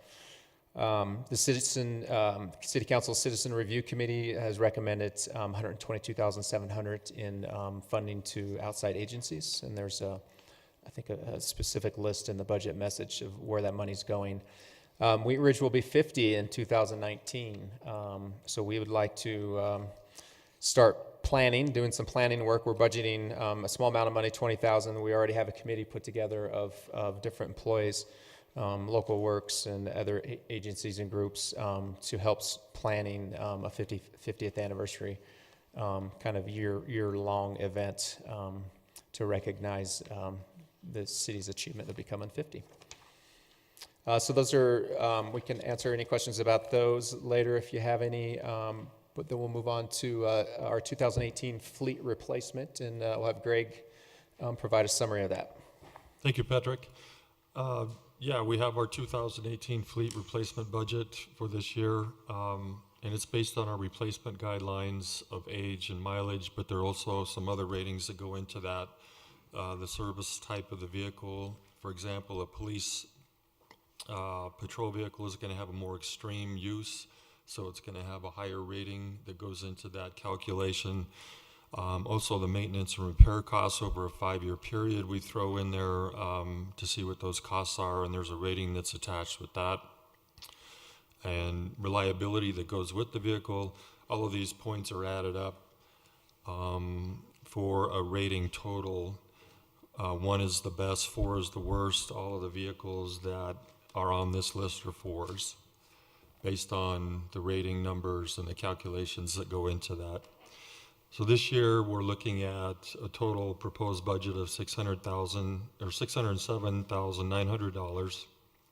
That's broken down by Public Works at $226,500. $201,000 is for a mechanical sweeper that hopefully we get a $75,000 grant from RAC for that will offset those costs. The remainder of that $226,500 is for a mid-size pickup, high mileage in the engineering department that's due for replacement. Moving on to the Parks Department, we have $70,900 that's requested. That is for, again, a mid-size pickup to replace an old high mileage pickup, and then a heavy-duty pickup with a dump bed body to replace an existing vehicle there. Police Department is $310,500, and that's broken down by, we're replacing 2 unmarked hybrids or existing gas sedans. We're going to be replacing those with 2 hybrid sedans like we've been doing the past 3 or 4 years to meet our sustainability policy. We're also replacing 3 marked high mileage patrol cars with the SUVs that you're seeing out there, the Ford Interceptor. We are asking for a new addition, another SUV Interceptor. We're also replacing a high mileage BMW motorcycle. Do you want me to go over the vehicles that weren't approved, or? No, Okay. I think that's fine unless they have questions. As Greg noted, those were all replacement vehicles, so no new vehicles. We did have a request for a couple other new vehicles, which I did not approve for next year. That was about $71,000.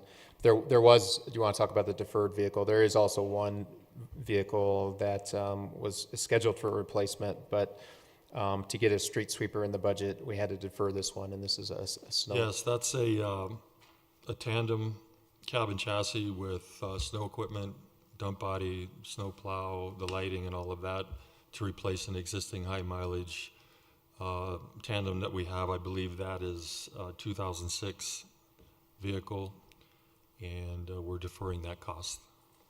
The priority for Public Works at this time was the street sweeper.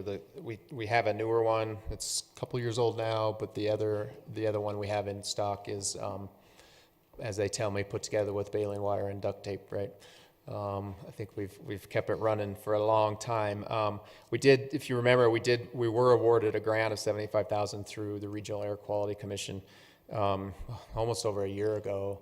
Unfortunately, it has to go through a federal process to get finally approved. It's approved, but it has to get like published in the Federal Register or something before we actually get the money. And for some reason, all this happened right during the transition from Obama to Trump administration, and there's been a delay for numerous reasons. And we've been working with Perlmutter's office and the RAC and trying to figure out if we're going to get it.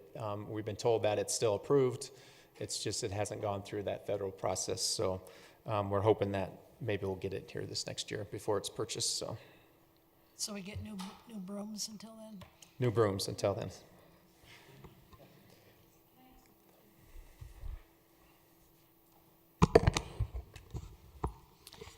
About the street sweeper, how often do we sweep the streets?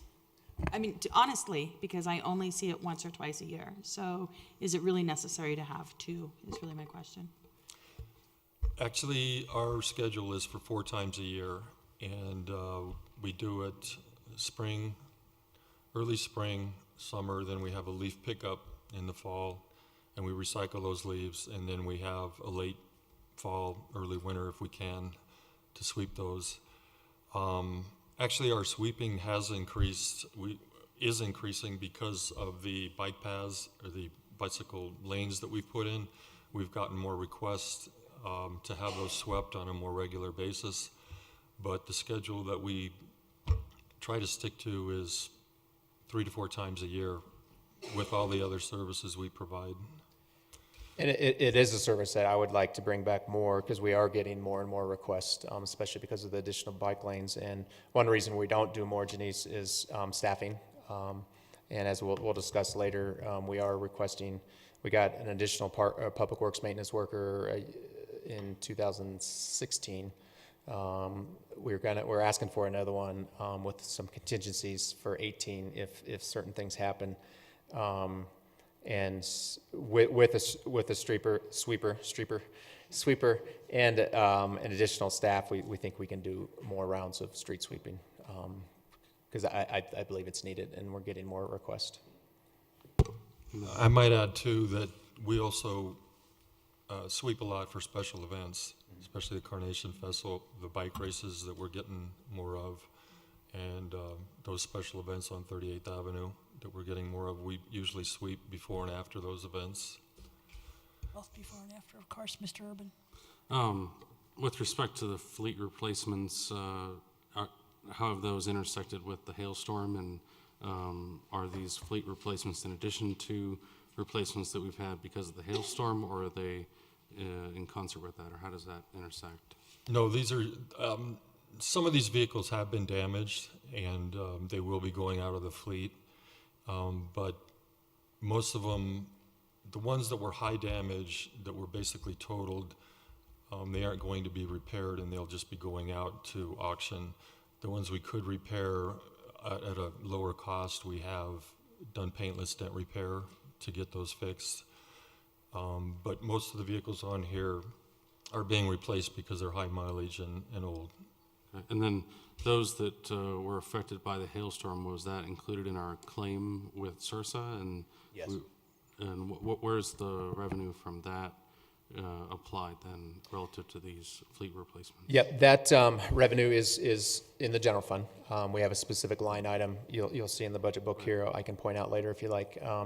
Again, we're projecting 1.5 million of revenues this year from our insurance, and then probably another 500,000 next year, and that includes the vehicles.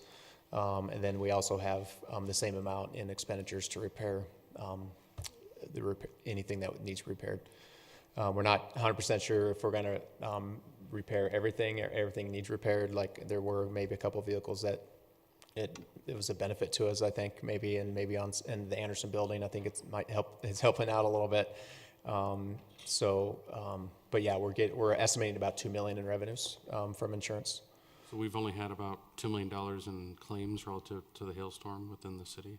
Yeah, just, it might be a little bit, I think it's around 2 million still, right? They're still, believe it or not, they're still calculating and looking at a few things, but it's the checks that we received, I think, the last check I got on my desk was 1.2 million, but I think we're projecting about 1.5 this year and $500,000 next year.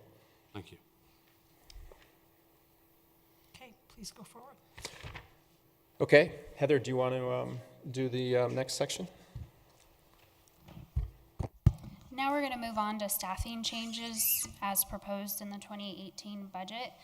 So for 2018, we have essentially a 2.5 FTE increase proposed for your consideration. That includes a full-time human resources technician in administrative services, a full-time buyer 2 in administrative services, a 0.5 FTE pool manager in Parks and Recreation, and then a 0.5 FTE recreation leader also in Parks and Recreation. And the respective directors, we'd be happy to talk with you more about these position requests if you have questions.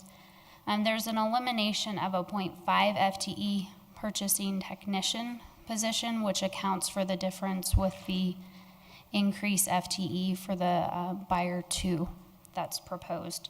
So overall, a very minimal FTE increase. In a few slides, we'll talk about the other non-budgeted FTE proposals that we'd like you to consider contingent upon other things happening, as Patrick alluded to earlier. So, proposed staffing by fund. This chart depicts our overall staffing by the fund. We have staffing that's budgeted within our open space fund.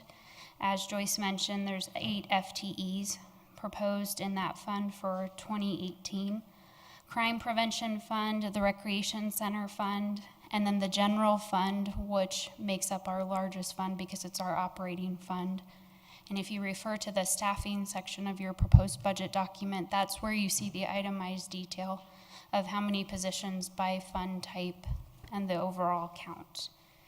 So overall, for next year, 240.375 FTE.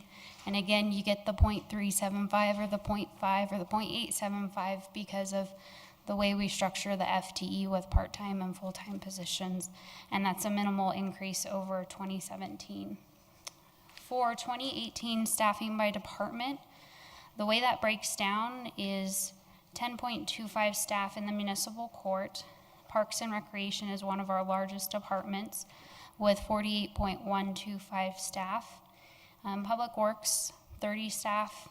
Police, 113. And again, with Parks and Recreation and Police, they have staffing counts in those respective special funds, so keep that in mind. And then Community Development, 12 FTE. Administrative Services, 23 FTE. And then General Government is 4 FTE. And General Government, just as a reminder, is the Office of the Mayor and Council, the City Clerk's Office, and the City Manager's Office.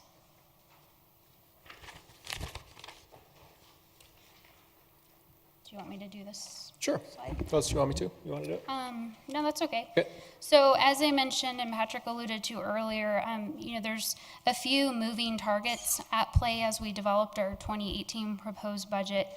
And so being mindful of the economic realities of the Walmart closure and other economic conditions, there are essentially 3 FTE requests that we've deferred and would like council to consider if other things fall into place. These positions include a police officer position in the police department, a records management specialist in the police department, and then a maintenance worker, which Patrick and Greg just talked to a few minutes ago. So a net increase of 3, which would be in addition to that 2.5 FTE increase that I just explained. The cost for these positions is cumulative $180,886.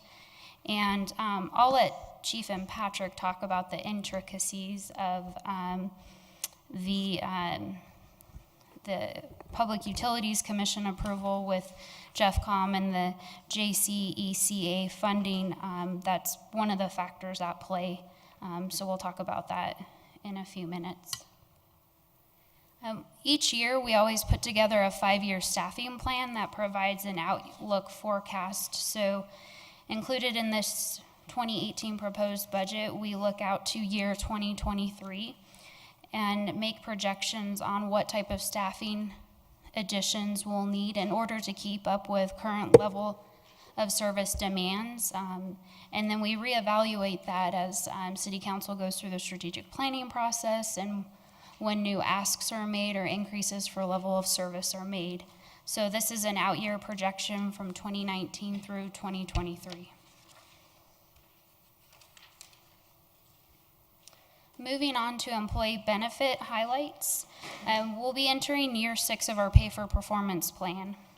The budget that's proposed for PMP is $445,000. That equates to about a 3% market increase.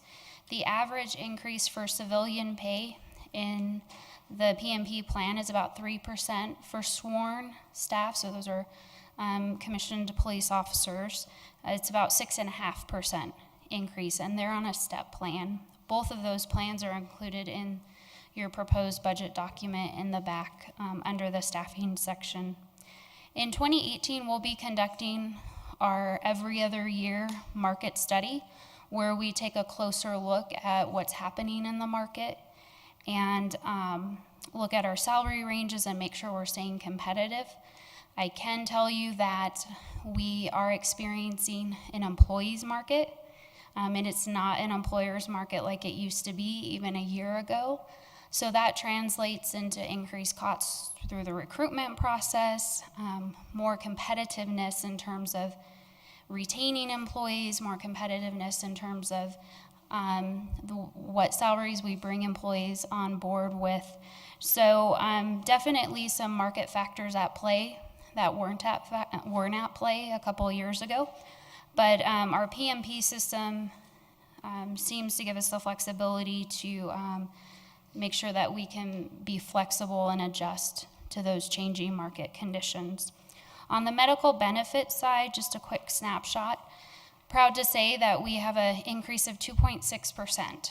There are still some organizations throughout the Denver metro area that receive double-digit increases in their renewals on an annual basis. 2.6% is a great renewal, and that's based on our usage, our exposure.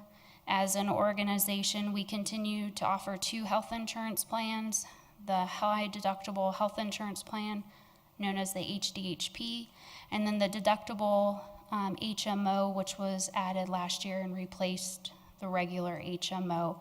So we continue to make strides in encouraging participation in our wellness program and to really manage costs on the medical premium side of things. Yes. Just one quick question. Am I correct that we spend about $7,500 per employee for medical? You know, do you know where that number came from?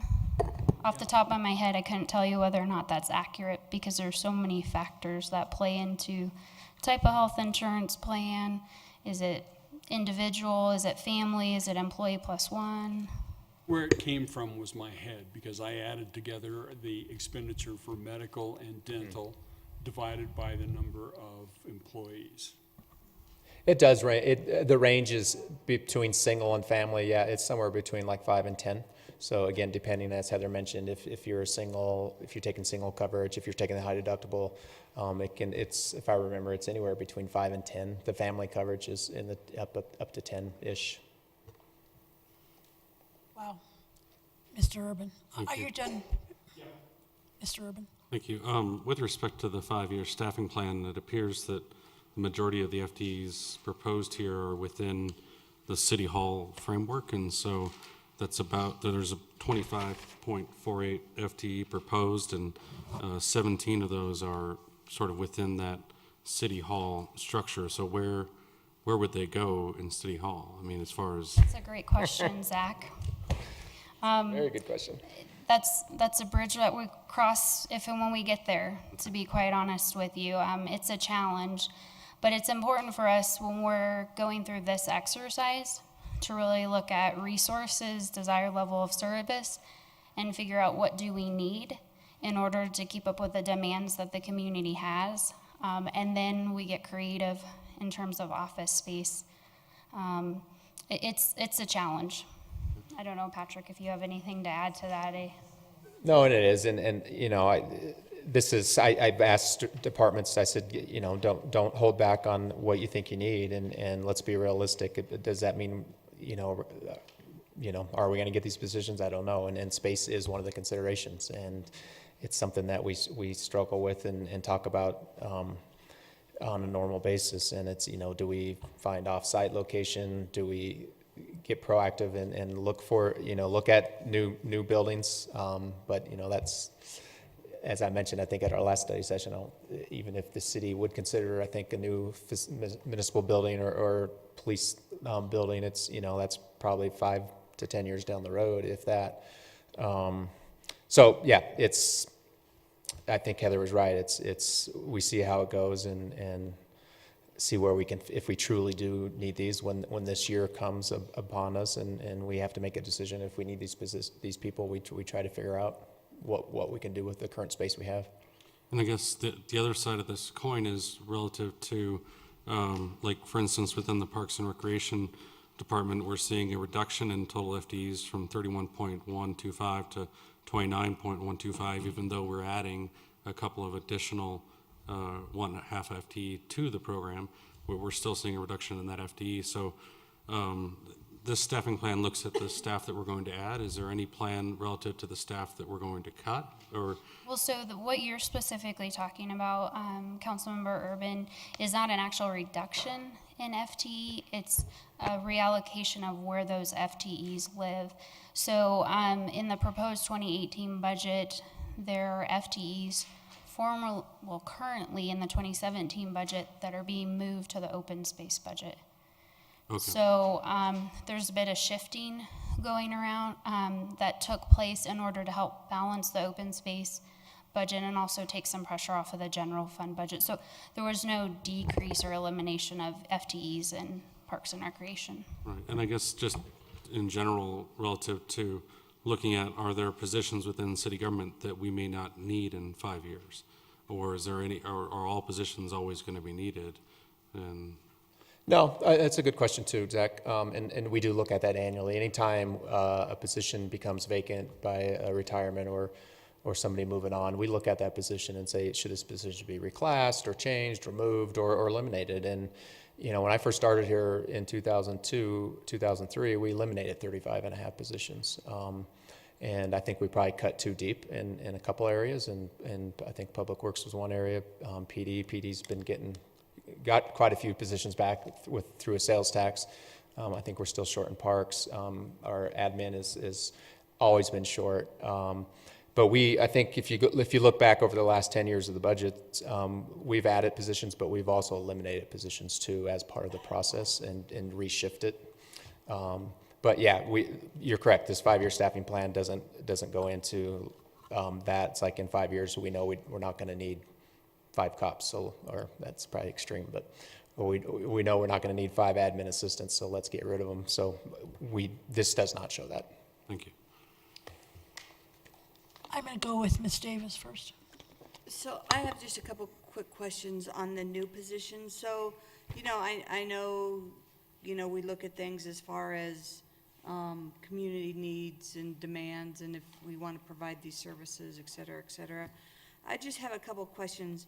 So the HR technician, the 1 FTE, so I mean, it's not like we have an increase in employees. So like, what is that person doing that, I mean, is new or different? I mean, it's not like we just got 100 new employees and so we need more HR. Sure. You know, with administrative services, what we provide internally to our customers throughout the city, as well as externally, isn't always visible, like a police officer driving in a patrol car. A few things have happened in human resources that's part of the important story for council to understand. I think it was about 3 years ago, I brought a new human resources manager on board and completely restructured HR. The traditional structure that we had at the time with an HR manager, a senior HR analyst, and then an HR analyst wasn't working for the needs of our customers, our client groups, as we call them. So that means police department, public works, community development, etc. So I really had 3 FTE to work with historically. That structure, fortunately, has brought to attention the level of administrative work that is required to maintain the existing FTE count that we have in terms of employee data, things such as open enrollment, benefits, onboarding employees. It's important to remember that we have the 240.375 FTE, but on an annual basis, we have anywhere from 300 to 400 part-time employees working out of our recreation center on a part-time intermittent basis. That's a huge volume of staffing, of individuals that have to be recruited for, they have to be onboarded, they need employee ID badges. So this HR technician position we have utilized on a time-limited basis for the last year as really a way to assess, do we really need this position? And we do. We launched a time and attendance system earlier in June, where we finally made the leap where we've moved away from paper timesheets to an electronic time system, which has some nice wins. It's a very sustainable system, but the data has to be managed, and the data is only as good as the data that's entered into the system.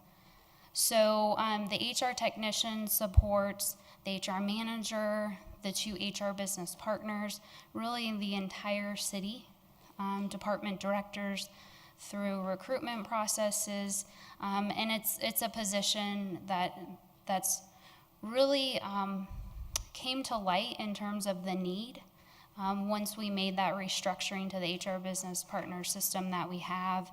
And because we've been able to utilize a time-limited position, we've seen the value that this individual, the position really brings to the organization. And, you know, I mentioned open enrollment. There's also the annual performance management program in terms of reviews that need to get processed when pay rate changes need to be entered into the system. There's an individual that has to manually enter those pay ranges into the system. So there's a lot of administrative work that has to be done to support providing HR services. Well, maybe to add to it, this isn't, I wouldn't say this is a new need, Christy. This need has been here for quite some time, and I just haven't ever approved it to put it in the budget because there's been other needs. And you know, as my budget message says, that you know, best practices show that a city of our size and with our employee base, we really should have 5 people in HR managing an HR department. We today only have 3 plus this part-time right now, and as Heather mentioned, you know, I was trying to be very conservative on any new increases in the budget this year because of just our economic situation with Walmart closing. This position request will not have a huge budget dollar impact because we've been budgeting for this as a part-time, but it will be an increase in FTEs for sure. But. Mr. Duran. So we currently have a part-time person who performs those tasks that would be going to full-time. Mm-hmm. And then the other 3 positions, can you explain those to me? Who's performing those tasks right now? Sure. Well, I'll speak to the buyer too, and then I'll turn it over to Joyce, and she can speak Okay. to All right, her thank 2 you. FTE requests.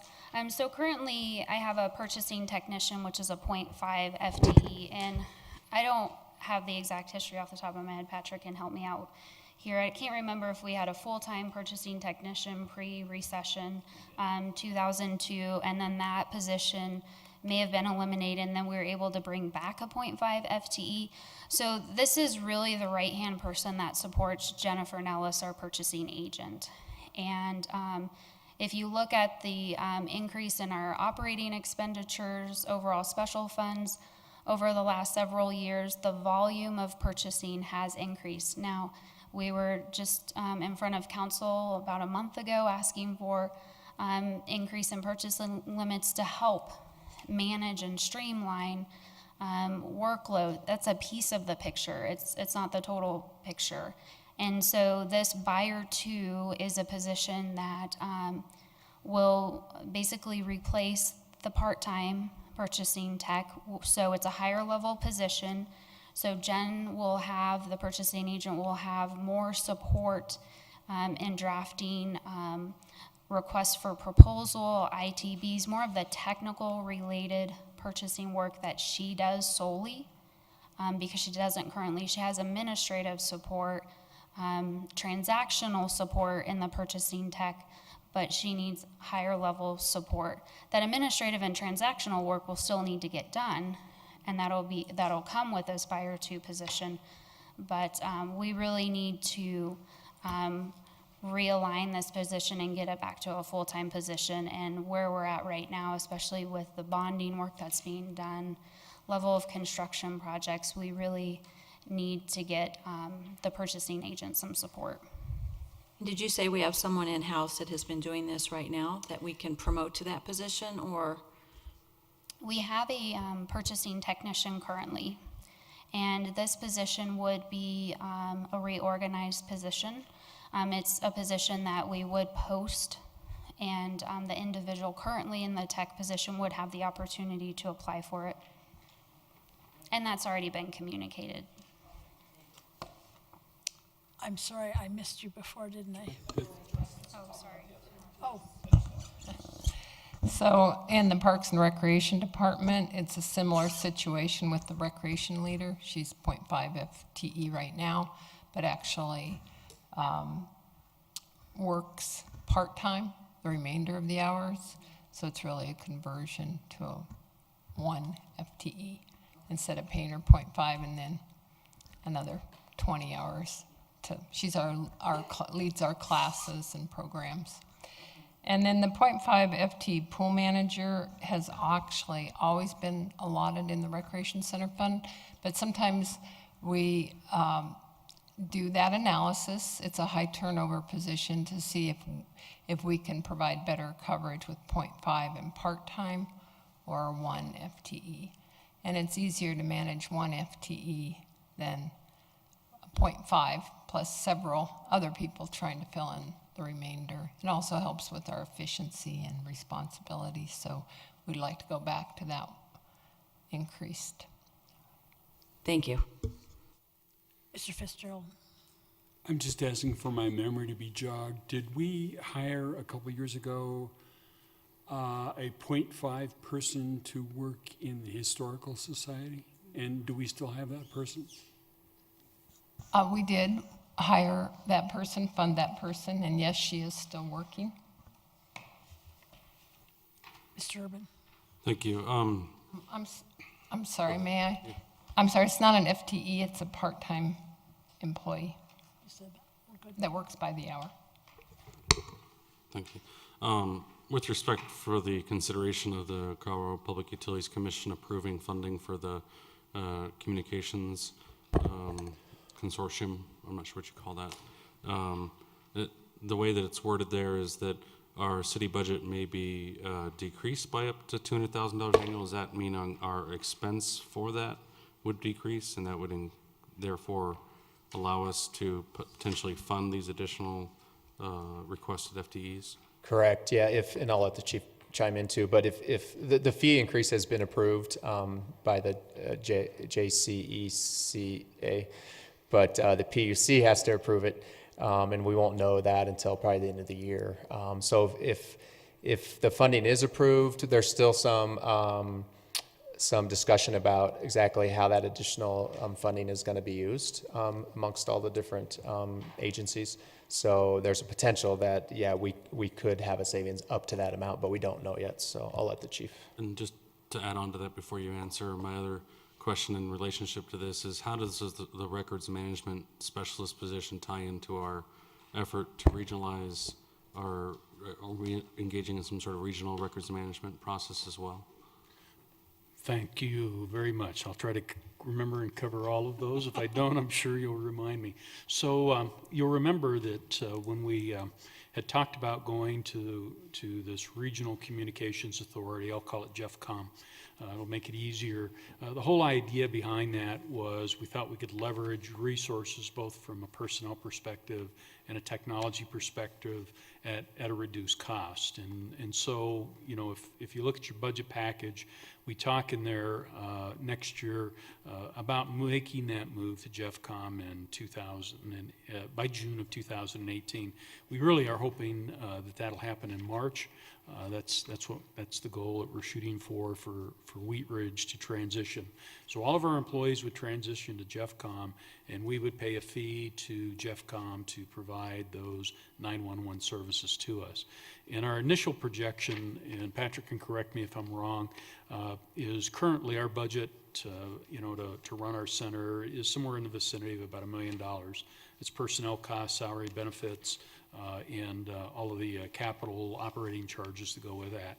So we anticipated about a $220,000 savings, about a 20% decrease in terms of what we'd pay JEFCOM to make that move. 377. I'm sorry, 370,000. So, about a 24%, decrease in fees. This year, the Jefferson County Emergency Communications Authority made a proposal to increase the emergency telephone charge. So that's the charge that you pay on all of your phone lines, cell phones, hard lines. You pay an ETC fee.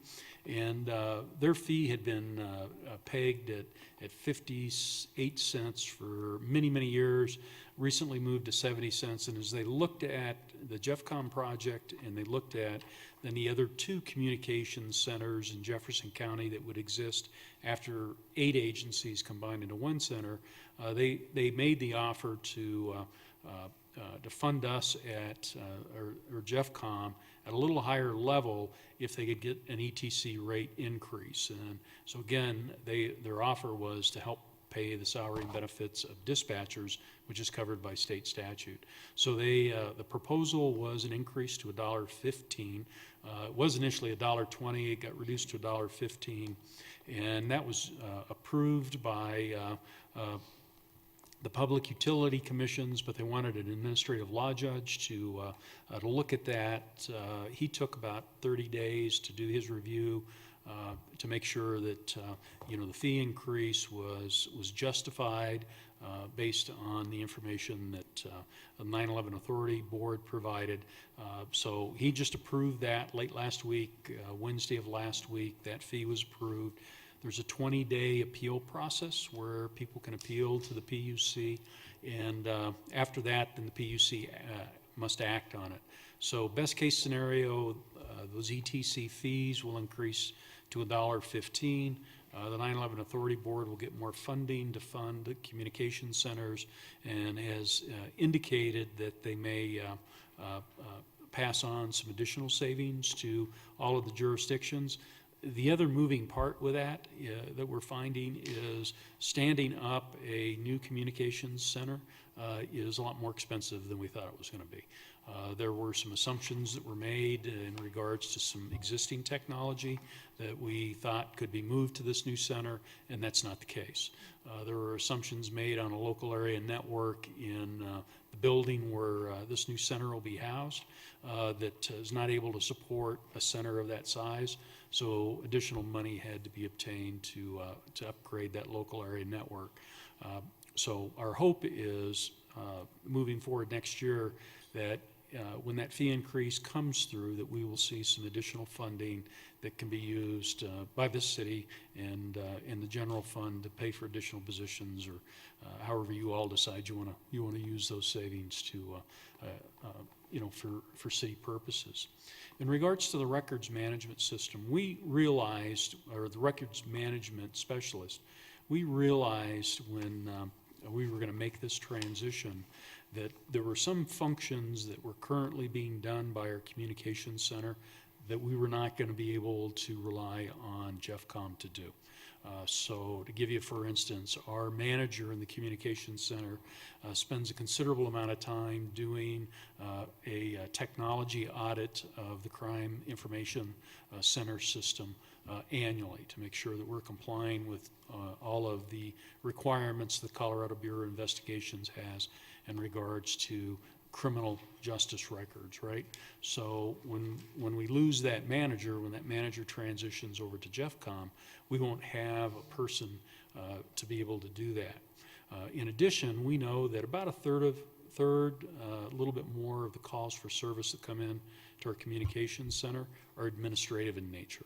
They're not, hey, I need a police officer to take a report or an emergency kind of call. They're, hey, I need to talk to the Chief Brennan, or I need to talk to Detective so-and-so. So we need a position that can help us capture some of those phone calls, and with the existing lean staff that we have, I only have 4 clerical people in the entire department for 100 plus employees, right? And we have 5 records management specialists and some increased demands from the district attorney's office on how criminal justice records need to be presented. That's proving to be quite challenging. So we need that position at some point once we do this transition to help us manage that administrative load. And my last follow-up question on that is how does that records management position come into play with the evidence project and the need to store additional evidence? And is there any sort of nexus between the evidence storage and management, or is that a separate process? The evidence management rebuild or build out is about capacity. It's not so much about people, but it's about capacity. So every year criminal justice procedures change and require us to hold evidence for a longer period of time. So when you think about homicides and sex assaults, you almost have to hold that stuff forever, when those crimes occur. So, to give you an example of one homicide, we have a mattress, we have a couch, we have all kinds of clothing. All that has to be stored someplace that's secure, until everybody that's related to that case no longer walks on the soil of this earth, right? Sure. So what we found and what I've observed, we built that building right after I became police chief in 2005, so about 2006, 2007, I think we stood that up, and we projected that building would probably meet our evidence, property and evidence needs moving forward, and it has until this point, and we've gotten to the point where we need to expand, our ability to hold that stuff. To give you a better idea around that too, local jurisdiction in Jefferson County is running out warehouse space right now because they don't have the capacity inside their building and the existing buildings they have to hold all this property and evidence. We also, on an annual basis, we're constantly cleaning out that evidence room, but a lot of this stuff you have to keep for the statute of limitations, and sometimes it's 10, 20 years, it's a lifetime. So it's not necessarily we're collecting more evidence, we're just sort of accumulating evidence over time, and as more cases occur, we collect more evidence? It's both. Okay. It's a little bit of both. We've seen a significant increase, for instance, in our calls for service. We've averaged over the last 3 to 5 years about 33 to 35,000 calls for service. This year we're on a pace to hit 47, 48,000 calls for service. Can't really tell you why that's occurred, but when you have that many calls for service and crimes reported and evidence collected, some of it you're going to have to hold on for a period of time. Thank you. Thank you. I think we just have a couple more slides, and then we can open it up for questions. Heather, were you done? Were you done? Yep.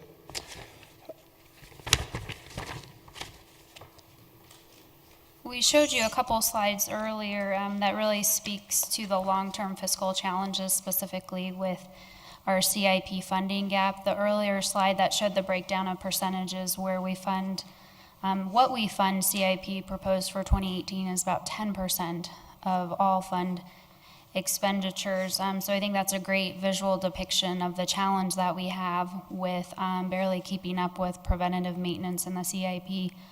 Also, the slide that depicted the reliance of the CIP on general fund transfers, a great depiction, visual depiction of that volatility, so to speak, not real consistency with what that amount looks like on an annual basis.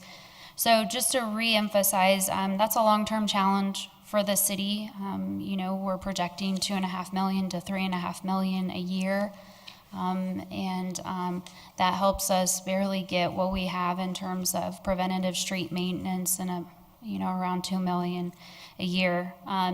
Increase for level of service without appropriate resources. We've touched on that as we've dived into the discussion about staffing needs and challenges. And we'll continue the focus on economic development activities as we move forward.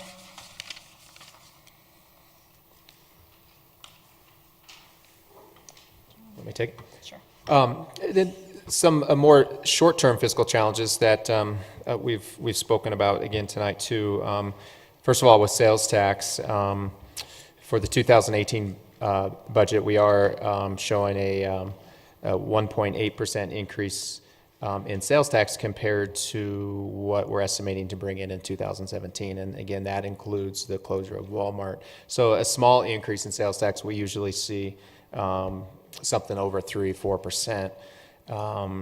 But if you look at what we're projecting in sales tax in 2018 compared to what was originally budgeted in 2017, we're showing a 2.5% decrease because we didn't have the 2017 budget didn't originally anticipate all the revenues we got. Well, that's sales tax. Didn't anticipate the closure of Walmart. So sales tax will, in the short term, will not be increasing as much as we would like, but I think we have some light at the end of the tunnel with that. The hailstorm, not necessarily a huge fiscal challenge. We are estimating a total of about $3.2 million in revenues, unanticipated revenues in 2017 and 18 from the hailstorm. Expenses, we're anticipating probably about $1 million. I think the city treasurer sent out the report, the building department report. We have copies here too if you want a hard copy. Came out today, but we are a little bit higher in revenues than we expected. We were estimating about 2.4. I think we're at about 2.56 right now. Activity is slowing down, but I think we're gonna exceed the 2.4 million in revenues, and I think at expenses we were in the $500,000 range, and we asked council for that supplemental of about $840,000. So we'll see how much more of that we have to use by the end of the year. If we don't need it, we won't spend it. So that will help. That will go right back to the reserves. And then obviously the Walmart closure, as I mentioned, is hopefully just a short-term fiscal challenge. We did cut out of this year's budget about $500,000 just to be prudent with the closure of Walmart on July 7th. And the 2018 revenues don't include any additional revenues for any potential backfill of Walmart, but we're in direct discussions with Regency, and they are in negotiations with some tenants to hopefully backfill sooner than later. So just don't know when. Probably won't. If it is 18 at all, it'd be at the very end, but I don't anticipate it would be in 18. So we just don't know when that space is going to get filled. But the good news is they're actively negotiating with some folks. Some short-term fiscal opportunities, and we just had a detailed discussion on the communications center regionalization. That's going to decrease our FTE count by 13. We're still going to have to pay for the service of E911 services, but we won't we'll decrease our employee count by 13, and we will see some significant savings in cost. We just don't know that exact number yet. And then we have at least 4 major redevelopment projects just on the cusp that should be generating additional revenues for the city, which are not projected yet in the budget. So the corners at Wheat Ridge, we back up a little bit. We did project a little bit for the corners at Wheat Ridge, a couple months worth of revenues, because we feel that the Lucky Store and some of the other shops may be open by September or October of next year. So we'll get some revenues there. And if you remember the sharing agreement that we have with them, the city maintains 1.5 cents of its 3 cents at the beginning. The other 1.5 is going to pay back the TIF. The Applewood Shopping Center, they're doing quite a bit of work out there. Again, hopefully getting that Walmart replaced as soon as possible. I was in the new Starbucks today. That's probably going to double revenues, I believe. It's a beautiful store if you haven't been in it. So this new Starbucks is open. The fuel station for King Soopers is going to be opening, and those are supposed to generate a lot of additional revenues for grocery stores because people love the discounts you get on the fuel. So shopping does definitely increase because of that. The Hacienda Colorado project is still in the works. Hacienda is just taking their time on finalizing things, but we think that's still in the works. So that will be another, I think, a significant anchor for that shopping center that's going to attract more shoppers. So, and then they have other plans too. So the one initial plan that should happen very soon is the old Wells Fargo's Bank on 32nd is being prepared for demolition. There's a fence around it now. They're removing the asbestos, so that's going to open up another pad for hopefully a sales tax generating business. Clear Creek Crossing is moving forward. It's slower than I would like, but with the Walmart pulling out of the project, it has changed things a bit. But it's still, I think, in the next 2 or 3 years, hopefully we'll see revenues off of that site. And then the Wheat Ridge Ward Station, I don't think we're going to be seeing tons of sales tax generating businesses up there, but we're working on a couple housing developments right now up there, which does increase a lot of brings in a lot of one-time revenues to the city, plus hopefully it does attract some other businesses that would at least generate use tax. So some good news, I think, in the future. And I'll turn it over to Heather for kind of wrapping it up. Just a recap, we have 3 key budget engagement tools that we use throughout the budget process. The citizen-focused engagement opportunity is our outside agency review committee that was in its 2nd year, and you have a memo that outlined, it was presented to you all back in July, I believe. The committee presented their recommendations. So that was on the left side of your notebook. If you did not get a copy, let me know and I can get you a copy of that. We have 2 online tools, Balancing Act, which is a tool that we added last year, and this allows citizens to go online via our website and really learn more about, well, they get to balance the budget.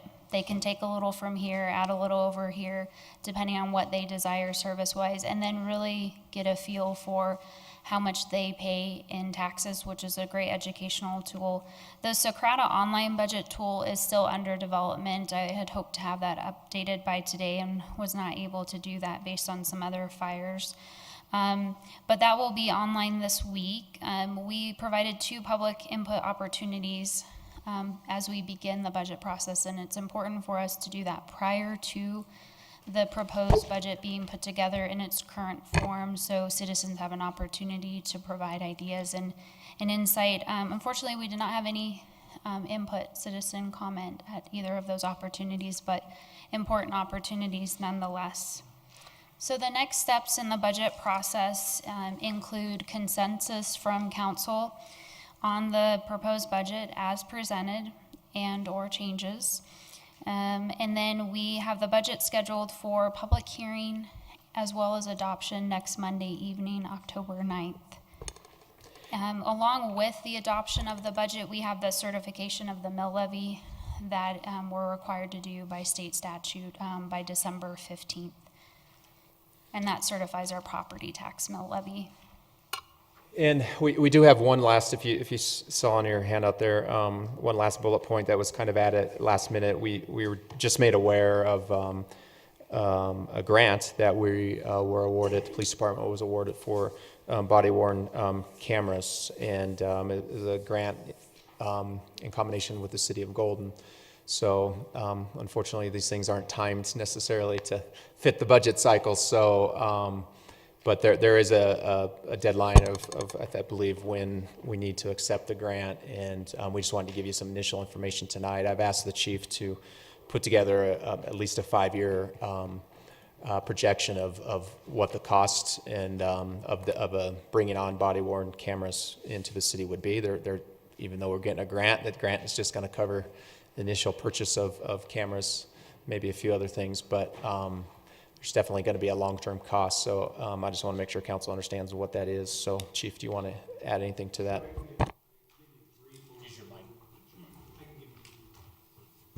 I can give you a brief overview, and we're preparing a staff report we'll bring to council, so we've got a better idea of the cost. So you remember in 2015, as we were preparing for the 2016 budget, we brought to council a proposal in regards to body-worn cameras and whether or not we wanted to step off in that direction. And a lot of good feedback from City Council, and at the end of that discussion, we said in 2016 we would look at the opportunities for a federal grant. The Department of Justice, through the Office of Justice Programs, was coming out with grants for communities, and so we participated in a grant opportunity in 2016, submitted a grant in April of last year, and then in late September found out that we weren't selected for that grant. But we got some really good feedback from the Office of Justice Programs on our grant submission. In January, February of this year, another grant solicitation came out for the 2017 body-worn camera grants. And this one was a little bit different in that it asked for collaborative grants. So not just a single agency grant, but they were looking for more collaborative grants between different agencies and in different areas to submit grant applications. So we went to Lakewood, PD, Jefferson County, and Golden and asked if any of those organizations were interested in participating. Jefferson County had already started to purchase body-worn cameras, and they weren't as interested in participating. Lakewood had decided to hold off on that transition to body-worn cameras, but Golden was very interested. So we put together a grant submission, submitted it back in April, and found out this Saturday that we were selected as one of the mid-size agencies to receive the grant. So the total cost of the grant are right about $482,000. $172,500 of that is for equipment, and those are direct costs, so that's what the grant will pay for. It will buy 115 cameras, it'll buy the docking stations, it'll buy the software licenses that you'll need for that many cameras, it'll provide the electronic storage via the cloud, they call it evidence.com, and it'll have an assurance maintenance plan that comes with it, so that we can, at the end of a 3 or 4 year period of time, for a very small cost, then you can get new cameras from them. It's sort of like a lease arrangement almost. So that cost will cover us for 2 years, and those are what they refer to as direct costs. The remaining costs, a little over $200,000, are personnel costs. So what the grant requires of us to do is sort of help match those funds for personnel costs.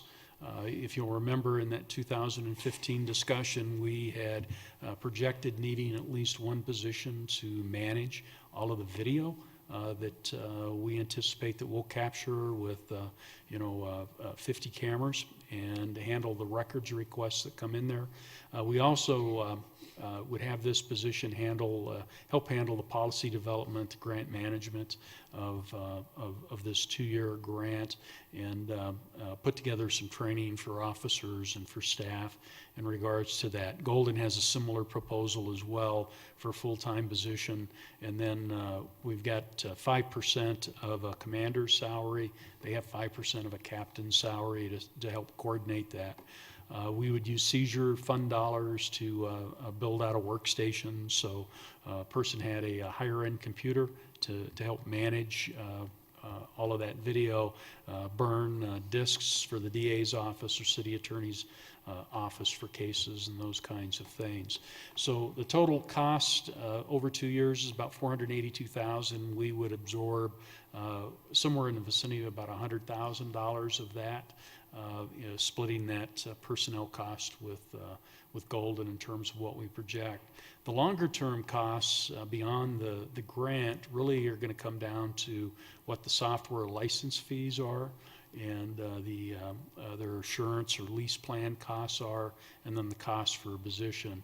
And right now, my basic look at this, don't hold me to this, but it looks like it'll be over $100,000 a year to have a body-worn camera program in the department. So, but I'll have much more detailed information here at one of the next council meetings.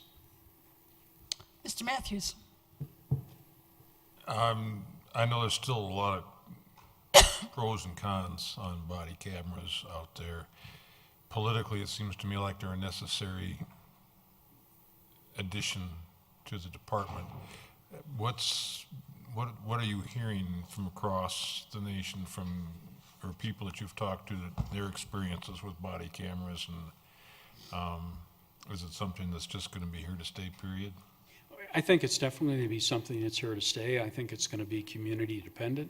The communities are really going to sort of drive whether or not a police department has body-worn cameras. There are a lot of pros to body-worn cameras, but there's some cons. The camera tells you part of the story that the video captures. It doesn't give you the whole story. I can tell you anecdotally with our pilot program, we've had people make complaints of rudeness and discourtesy on officers. We bring the people in, we play the video, and we ask them what was rude or discourteous, and they say, never mind, right? And we've had a couple cases where, in the review of the body-worn camera video, we see where, our officers haven't done things, the way that we would expect them to do that, and so it's a training opportunity for us as a department. So some really good things from that perspective. From a policy perspective on body-worn cameras, it's the jury's still out. You see a lot of debate, from a national perspective. Should the camera be on all the time, or are there calls for service where it should be off? If you're dealing with a sex assault victim or child abuse or domestic violence, when do you have the camera on? When do you have it off? Are all things that, agencies are going through and dealing with issues. Our DA's office has just come out with their recommended policy on body-worn cameras. We're looking at that right now, comparing it to what we already have in place, and to make sure that there's alignment there in regards to that. So, Madam Mayor? Mr. Urban? Thank you. From some of the research that I've read, it indicates that the use of body cameras may reduce the assaults that occur on police officers, and is somewhat of a deterrent for individuals to attack the police. Has that been found? Have you found that to be the case? I don't know if that's the case or not, Zach. I think that it's probably too early to say. I mean, there's data that says that officers are more courteous and respectful when the body camera's on. That's a piece of it. There's also evidence out there that might suggest that assaults may be reduced, and other use of force situations might be reduced. But we're only into 3-4 years of body camera use. So I would say that the statistical data out there is not at the level yet where you can make those kinds of firm conclusions. And then does this use of a body camera add to the police officer's day as far as preparing for duty and ending their shift, and how does that play into costs? That's a great question. Yes. So the way the camera system works is, I make a traffic stop, I go to contact somebody, I turn the camera on before the stop, and then when the stop is completed, I turn it off. Then I can pull that camera video up on my city cell phone, right? And from there, I can assign it a case report number and, the type of crime, those kinds of things.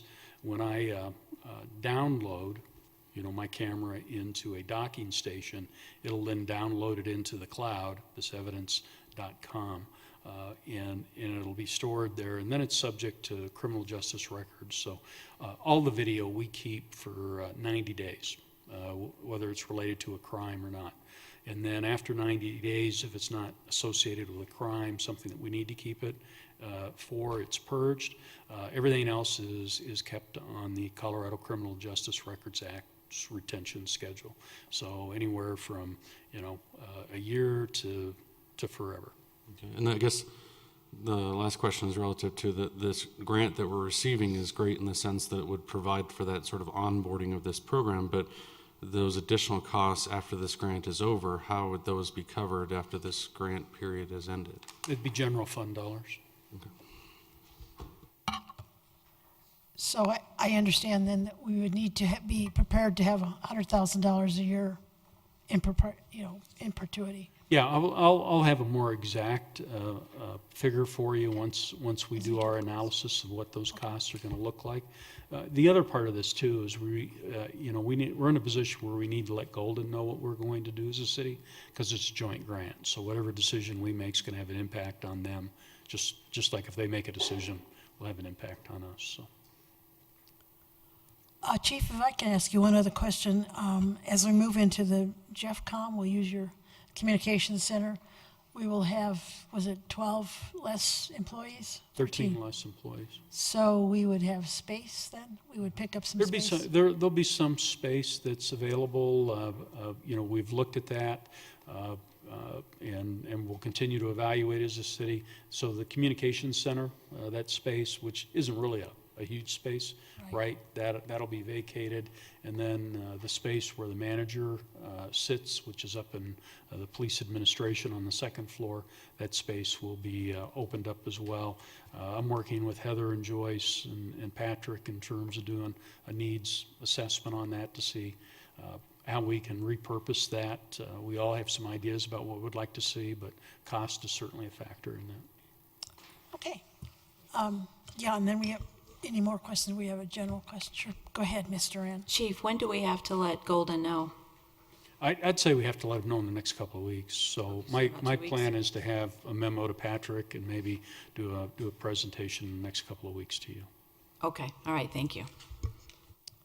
Okay, we went through a lot of other material, and the big word questions is up here. So, Director Manwaring. If I could, I'd like to answer Christie's question now that I've had some time to think about it, which was, what are the annual pass prices based on? Was that correct? Was that your question? I think my question was, it was interesting because it looked as if the annual passes all had a benefit by getting the annual pass. It was less, but in some cases it was more. Okay. I'll have to take another look at it. Yeah, so if you look at the grid, you'd think that everybody, the benefit is, hey, pay, one lump sum and we're giving you a little bit of discount. But for a couple of those groups, there wasn't the discount. So you just didn't see a decrease across the board for everybody for the annual. Okay. Back to you, huh? More questions? Mr. Urban. Thank you. I just had some questions relative to the income from the hailstorm. And so far, we've received $2.5 million in revenue on about 5,600 permits. And we're looking into 2018 for an additional, $800,000 in revenue? Correct, that's what we've included in the budget, yes. So based on sort of our current revenue to permit numbers and carrying that forward into 2018, we're estimating somewhere around 7,500 permits total that would be issued in the storm? Maybe Lauren can speak to this if I remember. Again, these are estimates that were made a couple months ago at this point. And I think Ken was thinking 6,000 this year, maybe another 1,000 next year-ish. Yeah, I think we were estimating 2,000 next year. Me too. And the other thing to keep in mind is all of our analysis and the reports you've been getting so far have been strictly residential roofing permits. Commercial roofing permits have been trickling in slower, sort of like you see our response to our facilities. So that's also sort of a minor variable in there. And the estimated expenses are set at $1 million. The current expenses are $519,000 on 5,600 permits. And so if we doubled that, that would be over 10,000 permits at $1 million in expenses. And so if we look at the estimated number of permits that we're expecting to process in 2018, we would only have about 30% more expenses in this category. So it would be about $679,000 total in expenses relative to this. So I'm curious how we got to the $1 million in expenses. It's probably two factors. So the costs sort of lag behind the permit revenue because of the inspections associated with the permit. So I would expect, just based on some of the workload that we're seeing and the change in the weather, that we'll issue permits this year that may not actually do the work or get all the inspections until next year, and we'll be paying those inspectors time. The other thing to consider is that we are relying on Charles Abbott to fill positions that we would usually be filling in-house. So right now we have an interim chief building official and a couple of vacant positions in our building division, which we expect to fill once we have a permanent CBO. So we'll continue to have to pay contract labor until we've backfilled our typically in-house positions. Does that help? Yep. And just, it seems just in general that we're being very conservative in these numbers, and our expenses aren't anywhere close to the number that we're suggesting. So I just would caution us on that, because we can use those monies in other places potentially. Yeah, and again, as we talked about this last time when we did ask for the supplemental of 800,000, if it doesn't, it goes to a specific line item for this use only, and if it's not used for that, it doesn't get used, so it'll go back to reserves. And you know, we've asked for 840 this year, and we're already at 5 something, so we might have been high. I'd rather be a little bit higher than just not spend it. Mr. Fitzgerald. Yeah. I'm looking on page 11 of the budget message. The ending fund balance for the general fund is projected to be $8,595,000, and $6,621,000 of that is saved for the reserve. Is that correct? What I'm looking at is we have a 17% reserve policy, and am I correct that we're actually reserving 19.5%?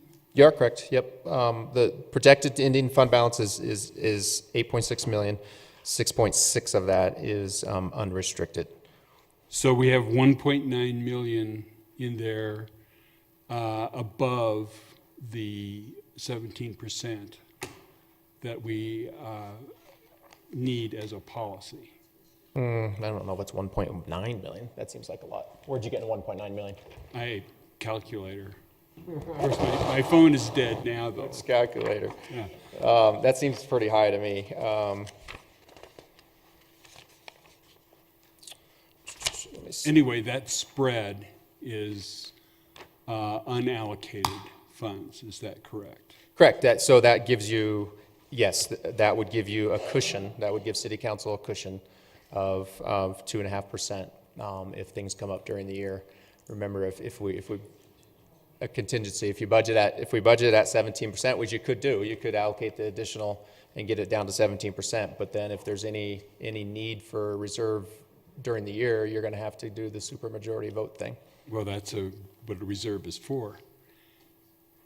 Well, yeah, it is. Yeah. It is. And the 3% TABOR requirement, that's within the 17%. That's figured within the 17%.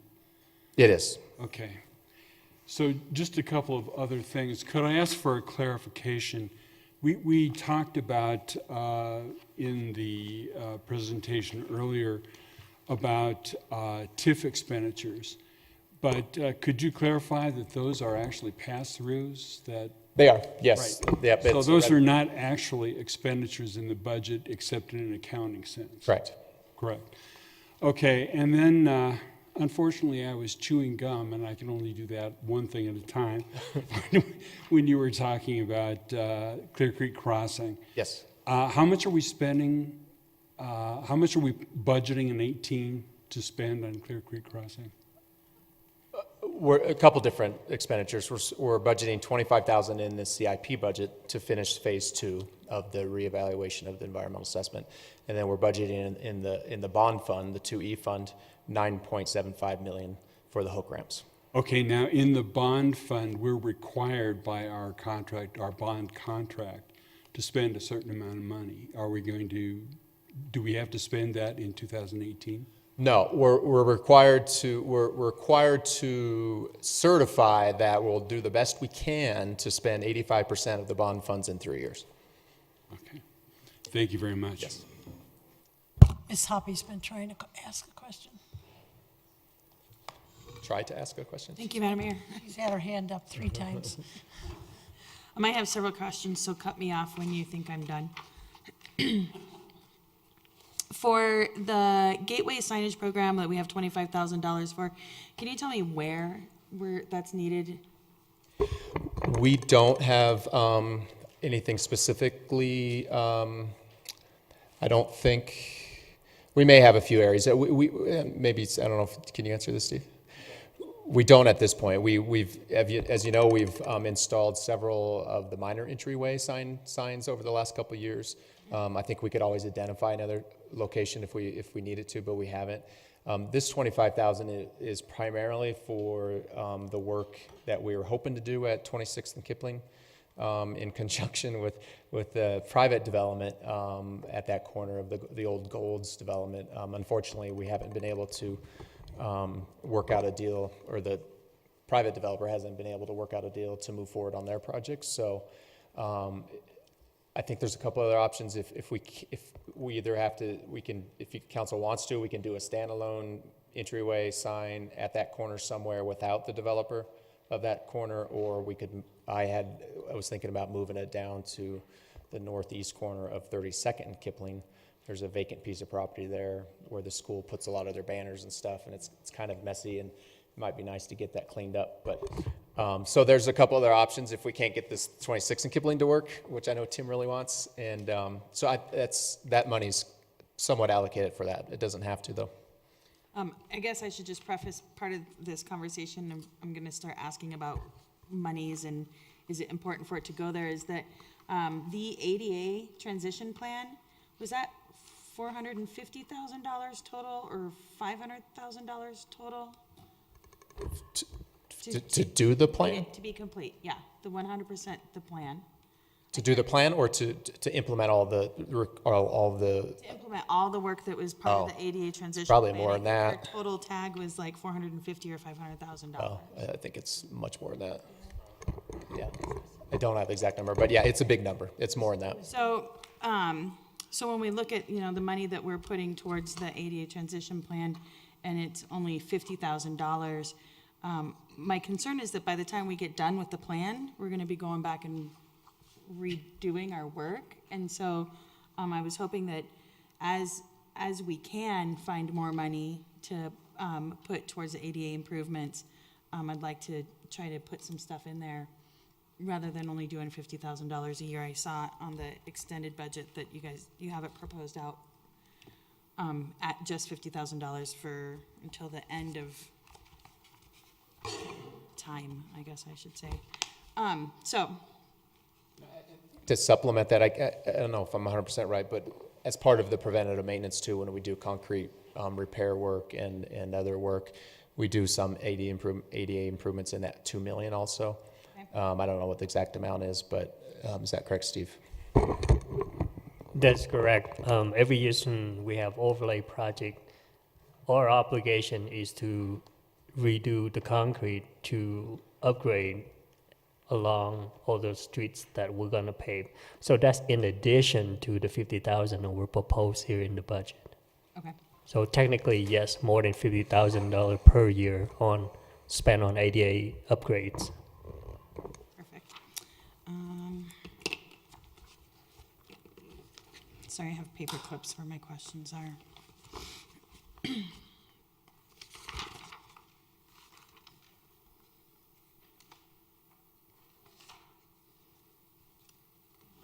Those ones got answered already.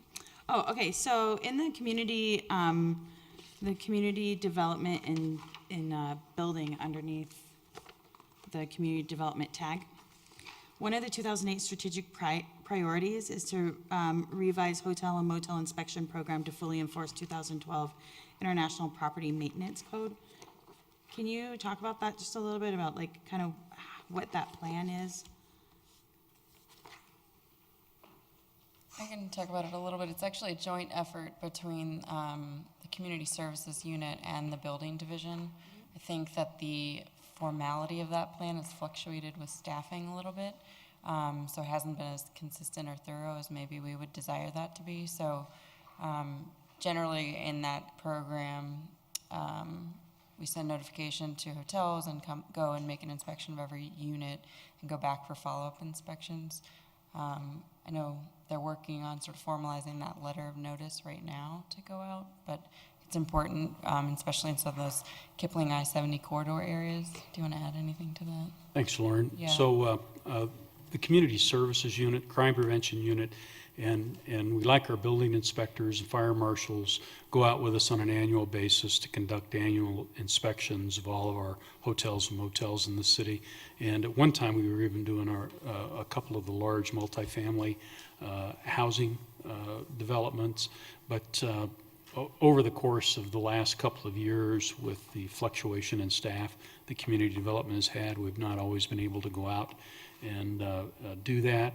In addition, we're also exploring some opportunities maybe to approach the way we do inspections a little bit differently. We hold hotels and motels to sort of a minimum standard, an ordinance standard, and so Ken and I and members of our staff and Public Works and even Parks have been meeting to sort of have a discussion on how can we better address that I-70 Kipling corridor and some of the older, lower tier hotels and motels we have in the city. So that inspection program is a part of that, but it's not the entire answer to some of the questions we have of how do we revitalize that area up there.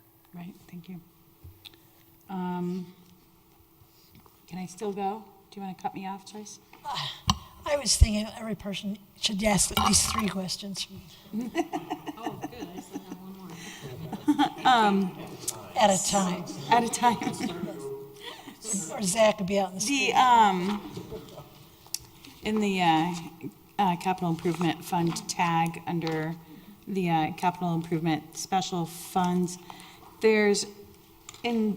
when you look at public improvement fee, we had estimated that we were going to get $58,000 in 2017, but then our adjusted is 0. Is that just a timing issue that it hasn't come in yet, or is that really something that we haven't? What that shows is when we adopted the 2017 budget, we didn't estimate getting those funds.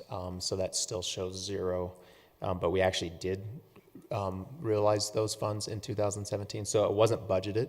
That's what the 0 is.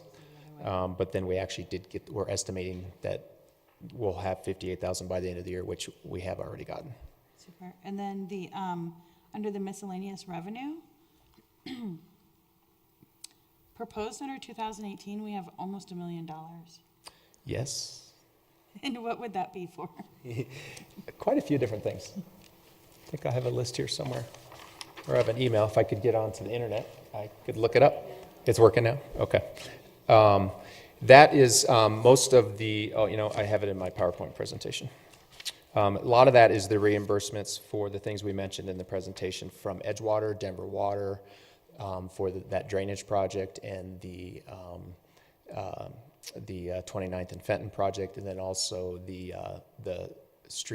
traffic signal at Xenon and 32nd. Those are all funds coming back to the city from other agencies.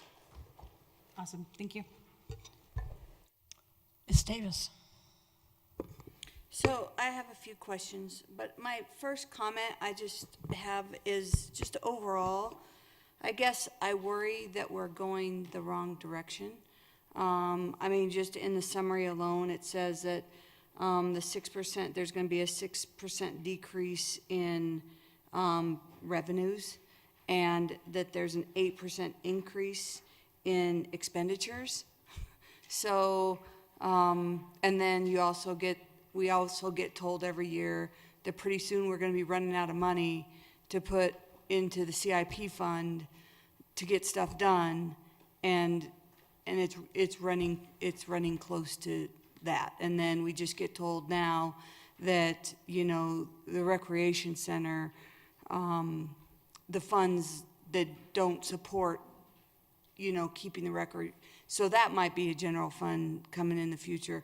So I guess my general comment is we're going the wrong direction. And I understand that there are things that we need to do for our city, but I think that this is going to go back to where I'm going to say some discretionary spending.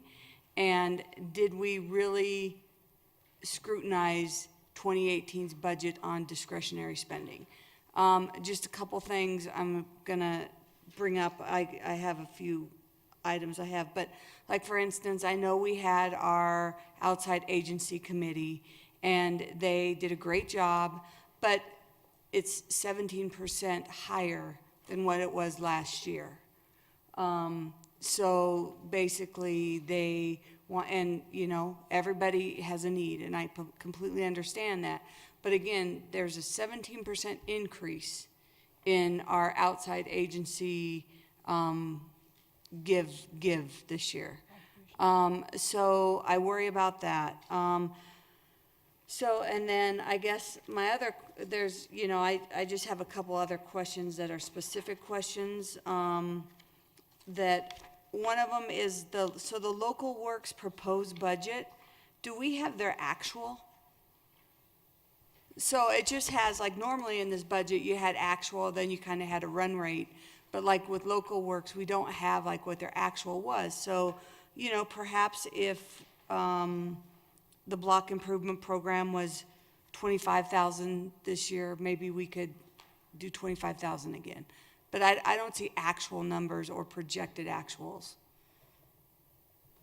You're right, we don't have their actual budgets. Yeah, so I'd like that, please. And then I guess some other items that I just had some questions on. Patrick, in your Christie? section, oh darn, hold on. Where's my little tabbies? Oh, there's my tab. So a couple questions. You had,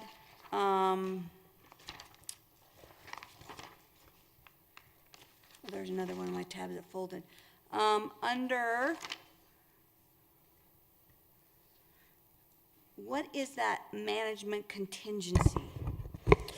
I probably ask this every year. Yeah, no, we get that question several times a year, and unfortunately, it looks, it's deceiving because of the way this is accounted for, and we're going to change that next year. That's we've been budgeting $100,000 a year over the last couple of years in my budget as a contingency for the whole city. So, and some of that money has gone to you guys for your request. So there's unanticipated requests that come up during the year. It's like, hey, we need. So that's when you're like, I think I got that in my budget. Yeah. All right. And so the reason it shows it only shows spending $32,895 in 17 out of this line item is because when those get requested, funds get requested from another department, the money gets transferred into a different budget, so it doesn't show up here. So that's why it looks like it's a huge increase, but we've always budgeted 100,000. It just the actual budget, some of it gets spent out of this line item, but some of it gets transferred to a different line item.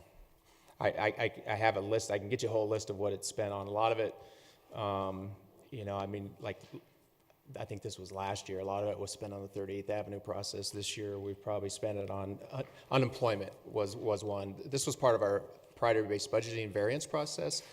We have a lot of line items where departments would budget just in case, and one example is in HR for unemployment claims.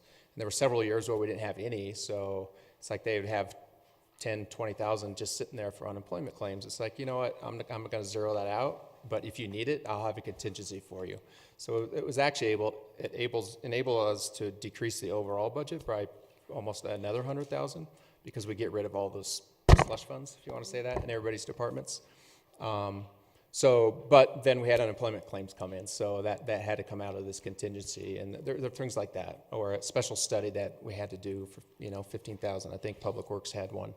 We had to do a couple drainage things that came up that we didn't budget for. Okay, so then, another question I have is under the city treasurer's budget, under line item 780, outside agency contributions. So here I go again with the outside agencies, but is that our outreach monies?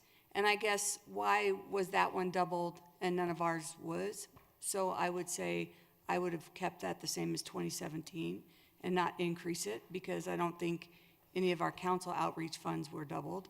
So I would ask that to be changed. And I guess, just from a process question, do we ask these changes to be made now and they get changed? Do we do it on the dais? Do I send you a list? I mean, how does that work? I mean, I know. Well, we need a consensus from the council, so yeah, if council comes to consensus about changes, we'd love to hear them tonight. Because Yeah. on the dais is when we try to get it adopted, and to try to make changes then on the fly is gonna be difficult, but that's what tonight's for. And we'd love to hear them. Just speaking of the city treasurer's request, it's an elected official, that was his budget request. Staff is not gonna change the elected official's budget request. So if you wanna talk to him and ask him to change it, or if you guys wanna change it, that's up to you, but. Well, I guess the rest of ours didn't get increased, No. so I would think it would be fair that we leave it as it is. Yep. I mean, That's up to you. We put in what we got, the request was, and, Do we do a consensus on each item as it's brought up? well, you can, or you can let everybody speak, and then if somebody wants to make a consensus on something, Okay. you do that, yeah. well, so I guess on this one, I would like to make a consensus that it goes back to 1,500, as all the council people have the same outreach fee. Instead of 3,000, 1,500. So you're okay. Looks like, okay, and he's making notes, so we're good. Was there, I It didn't was- see, was there hands up? Oh, Okay. yes, we Okay. had, the majority of the hands were up. Okay. Is this in regard to what, just let her complete that? So, I guess it's hard because, like, say, for instance, the 17% on the outreach, I would like to go back and ask that group, please understand, we're at we've lost the Walmart tax revenues and we appreciate what you've done, but a 17% increase is probably not something that we can accommodate this year. I don't know what that looks like. I don't know if we could say, can we try to stick to 3% or something like that? I don't know. Are you asking for a consensus to stay at the amount? I'd even be open for a discussion to have other ideas. All right, let's go with that. A clarification real fast. So this is how I understand it. While we are at a 6% decrease compared to 2017, revenues we've already brought in, that is because of the increase, the $2 million plus in building and permit fees, which is a one-time increase. But in reality, we are 2.8%, 2.3, yeah. 2.3% increased revenue over the 2017 projected. If you factor out We're those. not a 6% decrease. Right, but I think the point is, okay, so it's a 2.3 increase, but I think if you look at our expenditures and then the fact that we keep saying we're gonna run out of money for the CIP budget, that at some point we have to be a little bit more discretionary with our discretionary funds. Yeah. So, yeah, I mean, we could blow the bank, but the thing is that what we keep being told is that as we draw, we're gonna run out of money to draw eventually and not have money to do street maintenance and those types of things. I just wanted to clarify that we're All actually right. not at a real decrease. We're at a 2 point. Well, and the percentage increase too is not actually 8%. That's skewed because in 2018, we're going to have probably $1.5 million worth of storm damage repair. So we're actually closer to a 3% increase in expenses.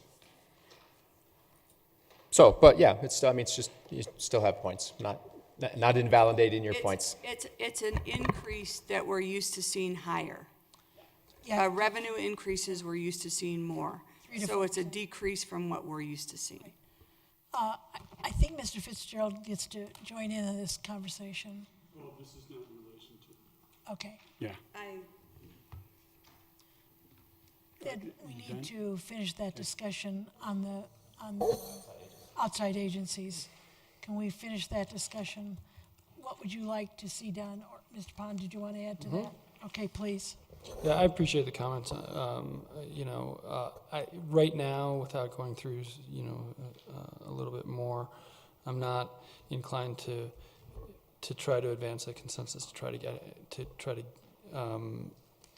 to kind of figure out how to redistribute essentially that 17,000, which I'm not saying is insignificant, but I think all in all, within the scope of the budget, it's actually small. So I want to. That's just to say that I get it, but I'm not ready to.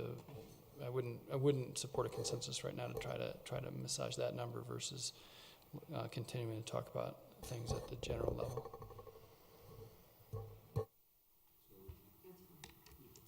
Mr. Fitzgerald? Okay, I'd like to take advantage of Patrick's invitation. And also, I want to talk about the CIP budget. So, hey, it's a double win.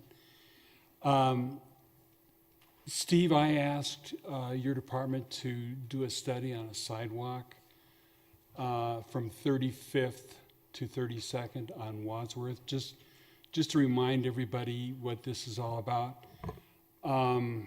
Our Wadsworth rebuild ends at 35th.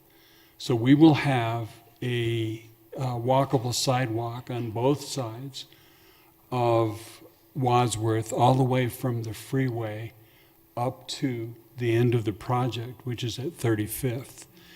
And if you can picture in your mind's eye what the west side, especially of Wadsworth, looks like between 35th and 32nd, you'll see that it looks pretty ratty. So what we have there is a problem where it is a denigration to our city, the way that looks. And secondly, we stop a sidewalk right in the middle of the city, and by finishing the sidewalk only those few blocks from 35th to 32nd, where it can then connect to the sidewalk at Crown Hill, you would end up with a walkable, possibly rideable sidewalk all the way from the freeway to the edge of the city. So I asked Steve's department to do a study of what it would cost to build a sidewalk along that section, in conjunction, of course, with the Wadsworth rebuild, if at all possible, to see if we can have any savings there. It's in my mind, it's a rare opportunity to have a complete win there. So, Steve, my question is to you: when you did the estimate, can you tell me, were you thinking of a complete sidewalk in the way that the rest of the sidewalk is going to be, with a parkway between the street and the sidewalk, or are you thinking of just a curbside sidewalk? Given the constraint of right-of-way, what we have today is we're planning on a 10-feet multi-use path on the west side of Wadsworth. It's going to be attached to the curb. We did run into a challenge of Rocky Mountain Ditch crossing, where they do have a culvert running along that. In spite of that, I think our cost estimate come in about $1.2 million at this point in time. And that just to build a 10 feet multi-use trail on the west side attaching to the curb. That's also included. Lighting and So landscaping. landscaping, tell me a little bit more about The landscaping will probably minimal, probably 2 feet on the west side of the new path.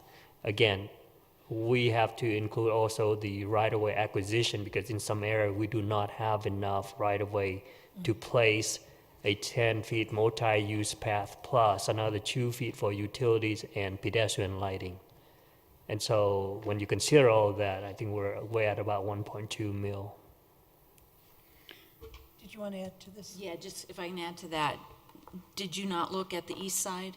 The east side is even worse where we have no right-of-way as much compared to the west side, and there's about 3 properties. If you put the sidewalk there, you kind of be up to the front door. Meaning property impact will be greater than compared to the west side. We looked at buying those houses many years ago. Have we relooked at that? Yeah, they're expensive. Darn. All right. On Thank you. yes, on the same conversation. My question is really to the Wadsworth Environmental Assessment and the Planning and Environmental Linkages Study and how tacking on an additional project adjacent to this project intersects with those particular plans, and how is it possible to add on a bootleg to this without impacting the EA or the PEL? I thought we want the impression we want to keep this separate, keep everything simple, not adding on to the project we're working on right now. But if it's directly adjacent to that, it's just completely separate and doesn't intersect with that at all? I believe it would be considered a totally separate project as long as if it was being funded specifically with just cities' funds. But yeah, I mean, I think if there was any federal funding, there would probably run into some problems. So yeah, we'd have to double check into. I'm not sure if staff looked into that, but I'm pretty sure it's as long as it's a separate, distinct project from the Wadsworth 35th to 44th, it's fine. Okay, but there's no need to intersect with CDOT on this as it relates to... Yeah, you would with CDOT. I'm sure you'd still have to get some clearances and such. Yeah. Okay. So, to continue then. So, bearing in mind that we have a spread between, and it is $1.9 million, by the way. We do have a spread above the what our policy requires for contingency. So that's one factor. Another factor is we don't have all the money that will be our contribution for Wadsworth yet, although my understanding is we've applied for some grants, so we are still hopeful that that will come. But with those things in mind, and with the benefit in mind, I would like a consensus that we establish a new account and save money over several years to complete this sidewalk. So, and with adding to that, the contingency that fund would be dissolved if we needed it to finish the Wadsworth project. In other words, if we don't get our grants, we don't get money for the Wadsworth rebuild, that this fund would dissolve and go towards that instead. So I'm asking for that consensus. Quick question. How much would we be putting into this fund? How are we figuring that out? Well, I was thinking about $300,000. It's kind of hard to say because I think Steve would probably agree that his is a worst-case scenario. Wouldn't you say that's true? Yeah, there are some unknowns, so we were a bit on the conservative side also. Right. On the estimate. And to clarify, the number is actually, we can spend another $850,000. That would keep us at 17%, not 1.9. So you have a cushion of 850,000. Well, but I'm not asking that we put $850,000 in there. Do you have a different number that you'd like to suggest? No, I just wanted to have an idea of what you were thinking, and this is just wheeling in my head right now, so give me just a few minutes while I think about this. You're thinking of $300,000 a year In now? 2018. 2018, and how is that going to grow? How, Well, then I would presume 2,000 or 300,000 in 2019. so each year, put in 300,000. And then I'm kind of imagining that we would begin to spend it maybe around 2020. I don't know when we're going to spend it. But I suppose that if we didn't finish this project at exactly the same time as the Wadsworth rebuild, that wouldn't be the end of the world. But as long as we kept saving for it, and we completed it in the end, we would have a wonderful addition to Wadsworth. Does everybody understand what he's asking for? That we establish a $300,000, just we'll throw a number out here, $300,000 a year starting with 2018, taking it from part of our unrestricted reserves. And and we use it, we're thinking in the terms of having a sidewalk that goes all the way down, not just in our new area, but a complete sidewalk. And if we don't get grants that we need to complete the whole Wadsworth project, that this money would be used so that we can at least complete the Wadsworth project for which we have planned funding and area. Is that correct? So I'd like to ask for a consensus in that regard. I just have Questions on that or discussion? I just have some additional questions. I understand the whole desire to connect a path along Wadsworth, but at the same time, trying to figure out what is the current need for foot traffic along that particular connection, or what is the demand level relative to other areas in the city that may need additional bike and pedestrian amenities, and how are we balancing that and choosing this one over what may be a litany of other potential higher priority areas based on higher bicycle counts, higher pedestrian counts, and the like. I think it was a completion, that we would have a stretch of it done. Sure. And this would be a completion to I-70. Well, yeah, I get that the connection is there, but what is the need? I think what you're thinking, and yeah, let you all join in. I realize that the need is already, or the plan is already there. Go ahead, Mr. Pond. I think Councilmember Urban's question is a good one. It's a fair question. I think that we don't have time tonight to go back and cross-reference a lot of the other work that's been done on prioritization and looking at some of these other things. And I think that if we did this, we would have to accept that we're either sidestepping those things, absolutely, and we're deciding that at least right now. And maybe we're going to come back and dovetail to them, and maybe we're not. And I have a little bit of concern with that. But I think that at least right now, I'm open to the notion of putting aside $300,000 inside of this budget concept, which has some room, approximately $800,000, against the delta between the 17 and 19.5% on the reserve. So I'm willing to at least consider that.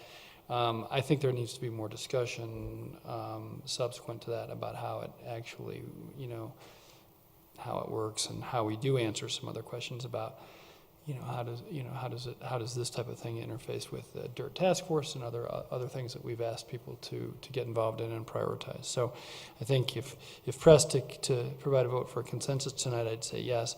However, I'd say that my yes really is about saying I'm willing to put 300, to talk about earmarking 300,000 inside of that available space, but I'm not satisfied that we've talked about it enough to really understand how it's going to work or how that's going to play out. So that's all. So are you saying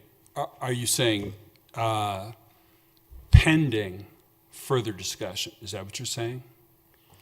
Yeah, like, there's no point in getting into a very detailed consensus about exactly what we're gonna do with $300,000, because I think there's way too much to figure out to do that tonight. So pending a conclusion to that, you know, I'm at least willing to initiate the idea of setting aside 300. But I'm also willing to accept that we may get to the conclusion and decide that that was not a good idea and to retract it, which would be fine as well. So I guess what I'm really saying is I'm okay passing this on, you know, to further discussion with the idea of trying to hold on to that money from a budgetary standpoint, but I think we've got a lot to talk about.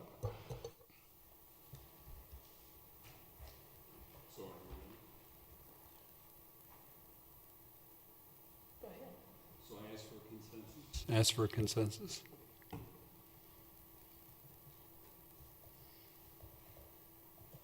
got 3, 4.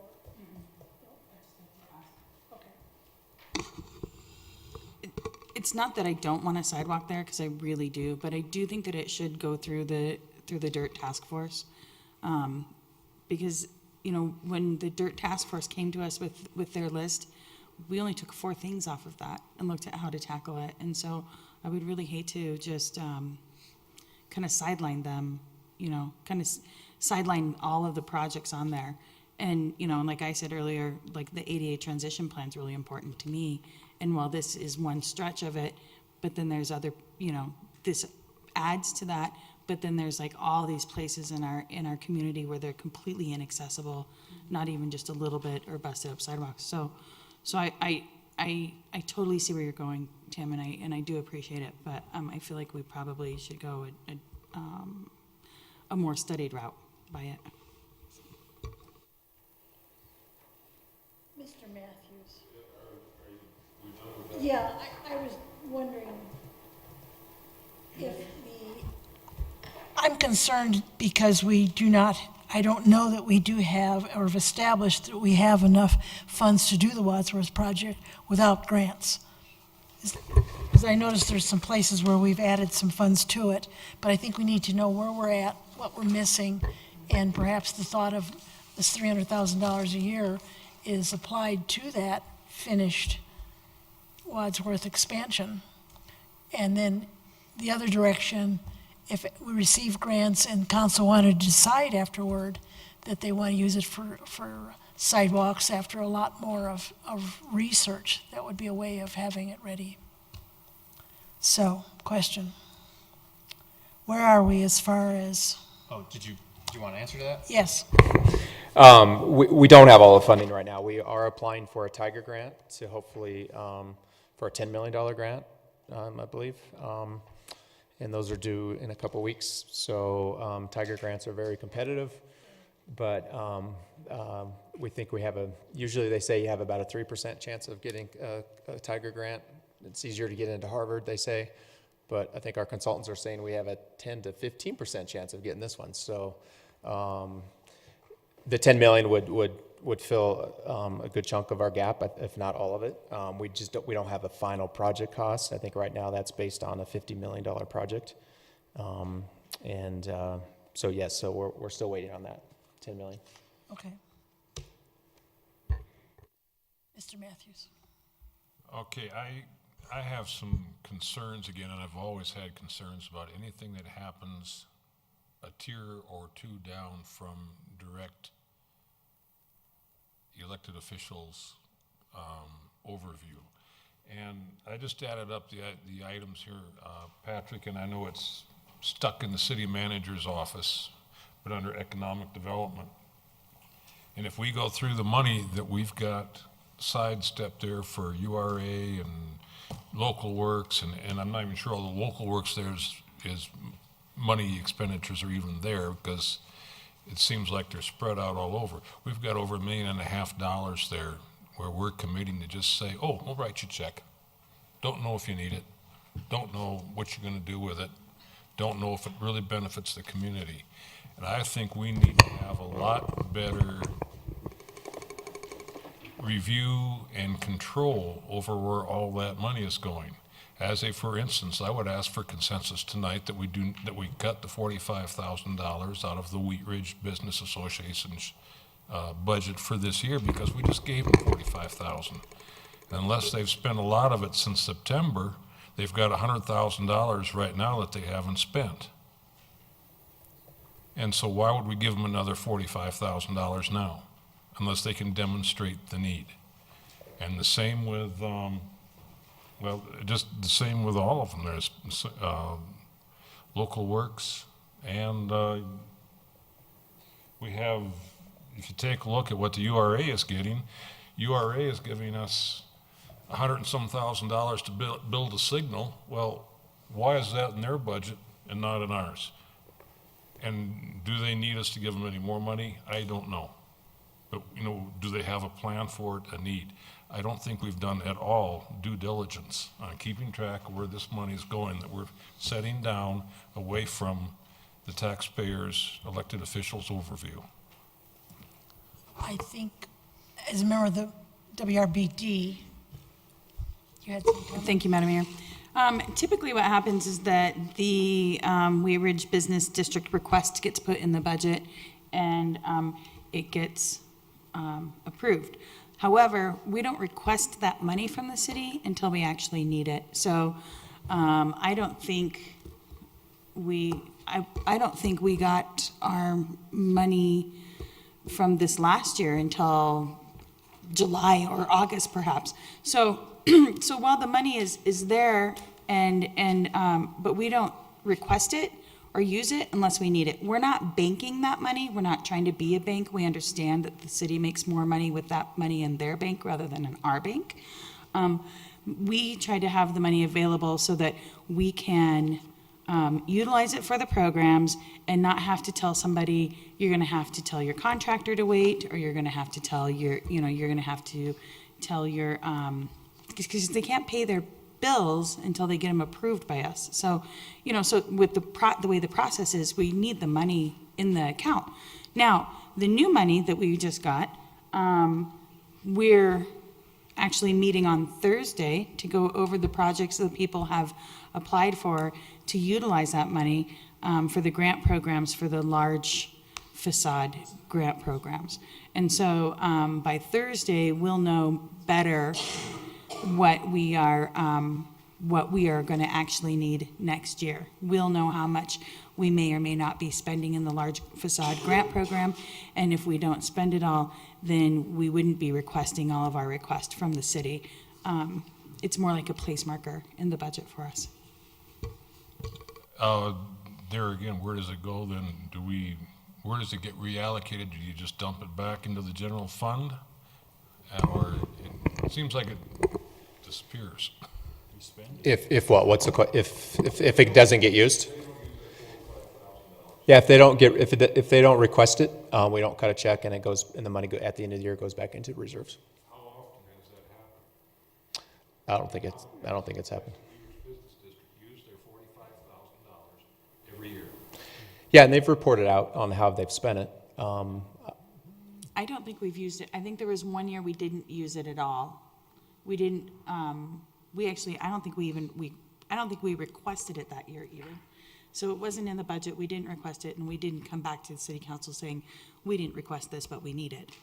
And typically, like I said, it could be later in the year before we end up needing it. So we make sure we have the projects before we ask for the money. I'm going to ask Mr. I Fitzgerald, was your just going member to as say well. that our budget is online, or it's available for public scrutiny. But as I remember the last time we went over the budget, we really didn't have very much money. We had granted that to various people. I don't remember how much it was. And the 45,000, the council actually approved just several weeks ago. So that was for the Facade Plus 50. program. That was 50. Yep. Yeah. So that's what I want to say. We don't have a lot of money in the budget right now because we've granted it all out, or a lot of it out, and the other was just approved by council a few weeks ago. And I guess The contributions over the years, since 2011 was the first, that's when they got started up. It was 95,000. 2012 it was 40. 2013, 90, 2014, 45, 2015, 45, 2016, 45, and 2017 was 45, and then the additional 50 for the facade plus. Where is it in the budget that we're allocating 45,000 in 2018 to? It's in the economic development budget as a contribution to the Wheat Ridge Business District. So it's in the it's a 106 account. 105? Or 105, I'm sorry.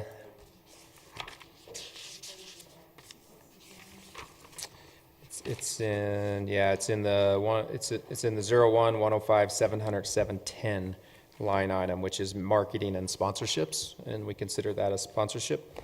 There's a variety of items in there. The total budget for that line item is $225,450. 45 is for the Wheat Ridge Business District, 140 is for local works for the events. And there's numerous other things in here, our Metro Denver EDC membership, West Chamber membership, 44th, the marketing for all the business districts are in here. I guess that led to my question, because in the local works proposed budget, which I'm kind of confounded as to why we have an outside agency as a part of the city budget, but that's a separate question. In the line items there, we show 710 listed, and it's listed as Wheat Ridge Business District, and it shows 0 for 2018, at least on the local works proposed budget. So does that mean that it's going directly from the Economic Development Department to the Wheat Ridge Business District and not through local works then? It is. It must be. I think they've set up. I'm sorry, Zach. I'm not sure if I can answer that fully. It looks like it used to go through local works, but I think now it goes directly to the Wheat Ridge Business District. Local works still administers the Wheat Ridge Business District and helps them, but it looks like the funds go directly to the Wheat Ridge Business District instead of through local works. And so we have 140,000 going to local works, 45 going to the Wheat Ridge Business District, and another 40,000 for additional sponsorships and marketing. Because there's 225,000 in 710 under economic development, and when you look at the 140,000 for local works, that leaves about 85,000 left over. If 45 of that is going to the business district, there's a remainder of 40,000 for. There's 5,000 for 44th Avenue marketing. There's our business awards, marketing for the business awards. We have some sponsorship of the Wheat Ridge Business Association is 1,000. Sponsorship of the Applewood Business Association, 750. We got 29th Avenue Marketplace marketing is 5,000. We give money to the Business Education Alliance is 500. 44th Avenue Cruise, we give 2,500. West Chamber event participation is 1,000. Our membership to the West Metro or Metro Denver EDC is 5,000. So those are all the items in that line item. And would any of those entities be considered an outside agency, or how are those different from the outside agency requests? Yeah, our outside agency program is generally for nonprofits that are providing nonprofit services and programs to our citizens. These are all different economic development agencies that help support our businesses or provide economic development services for the community. Okay. And to Christy's point relative to sort of that increase over time and outside agencies, when we look at the local works budget, we've had almost a 31% increase over the past 4 years in the line items that are sort of couched into their budget. And I'm curious, how is it that we decide 44th and 29th Avenue marketing efforts are handled by the city, but then 38th Avenue marketing efforts are handled by local works, and where is that distinction, or how do we determine which entity covers which street? Local Works puts a mission and goals together every year, and 38th Avenue has always been one of their focal points. So we do give them, we don't give them, they request money, and then you guys approve it or not, primarily for 38th Avenue, and then other citywide type marketing efforts, and the events is the biggest, their biggest budget. And the loans are, you know, 100,000 of their budget is their loans. Right, and I'm not discounting the NRS implementation element of that, and I see that that's sort of, that they've been tasked with doing that, but I'm kind of concerned that if we're looking at an increase on the outside agency of 17% on 100,000, Local Works has a 31% increase on 528,000. So that to me is sort of creeping up over time without anybody really considering how that's increasing over time without any sort of check on the overall budget that they're requesting. We're only seeing the part of their budget that we're funding. We're not seeing the remainder of their budget, which we are not funding. And that somewhat concerns me, because we ask the same thing of our outside agencies to look at their overall budget. But here, we're not seeing the other half of their budget, which is those elements of their organization that which we do not fund. And I'm not sure what percentage that is, or how we determine what percentage of Local Works are we funding. Two things. Then we'll, first of all, let me say that I think when they put in a figure for a certain element, be it event planning or whatever, as I understand the system, it includes staff, it includes all of their expenses generally as an operating fund. And those amounts each pay for a certain amount of that. But now let's have Janice, who is a member. I just wanted to address why does Local Works do the business, kind of the business marketing for 38th Avenue rather than, and the city does 29th and 44th. And part of it is that there was a committee that it's been formed that Local Works staffs, but it's really the Ridge at 38. And so the Ridge at 38, Jerry Nealon is the president of that committee. And that committee also tried to, get a business improvement district down there so that 38th Avenue could start paying for itself a little bit, which didn't end up working out. But just kind of to your point, Zach, about like why is Local Works doing that? They were tasked with coming up with a committee, and then they're actually the one who carries the 50C3 license. So they really are just doing the staffing of the committee work for that. I guess if the business improvement district has failed, why are we now paying another $6,000 towards the business improvement district for Ridge at 38th if that's already been looked at for feasibility and the property owners along 38th have indicated that's not what they want to do? What's that $6,000 for?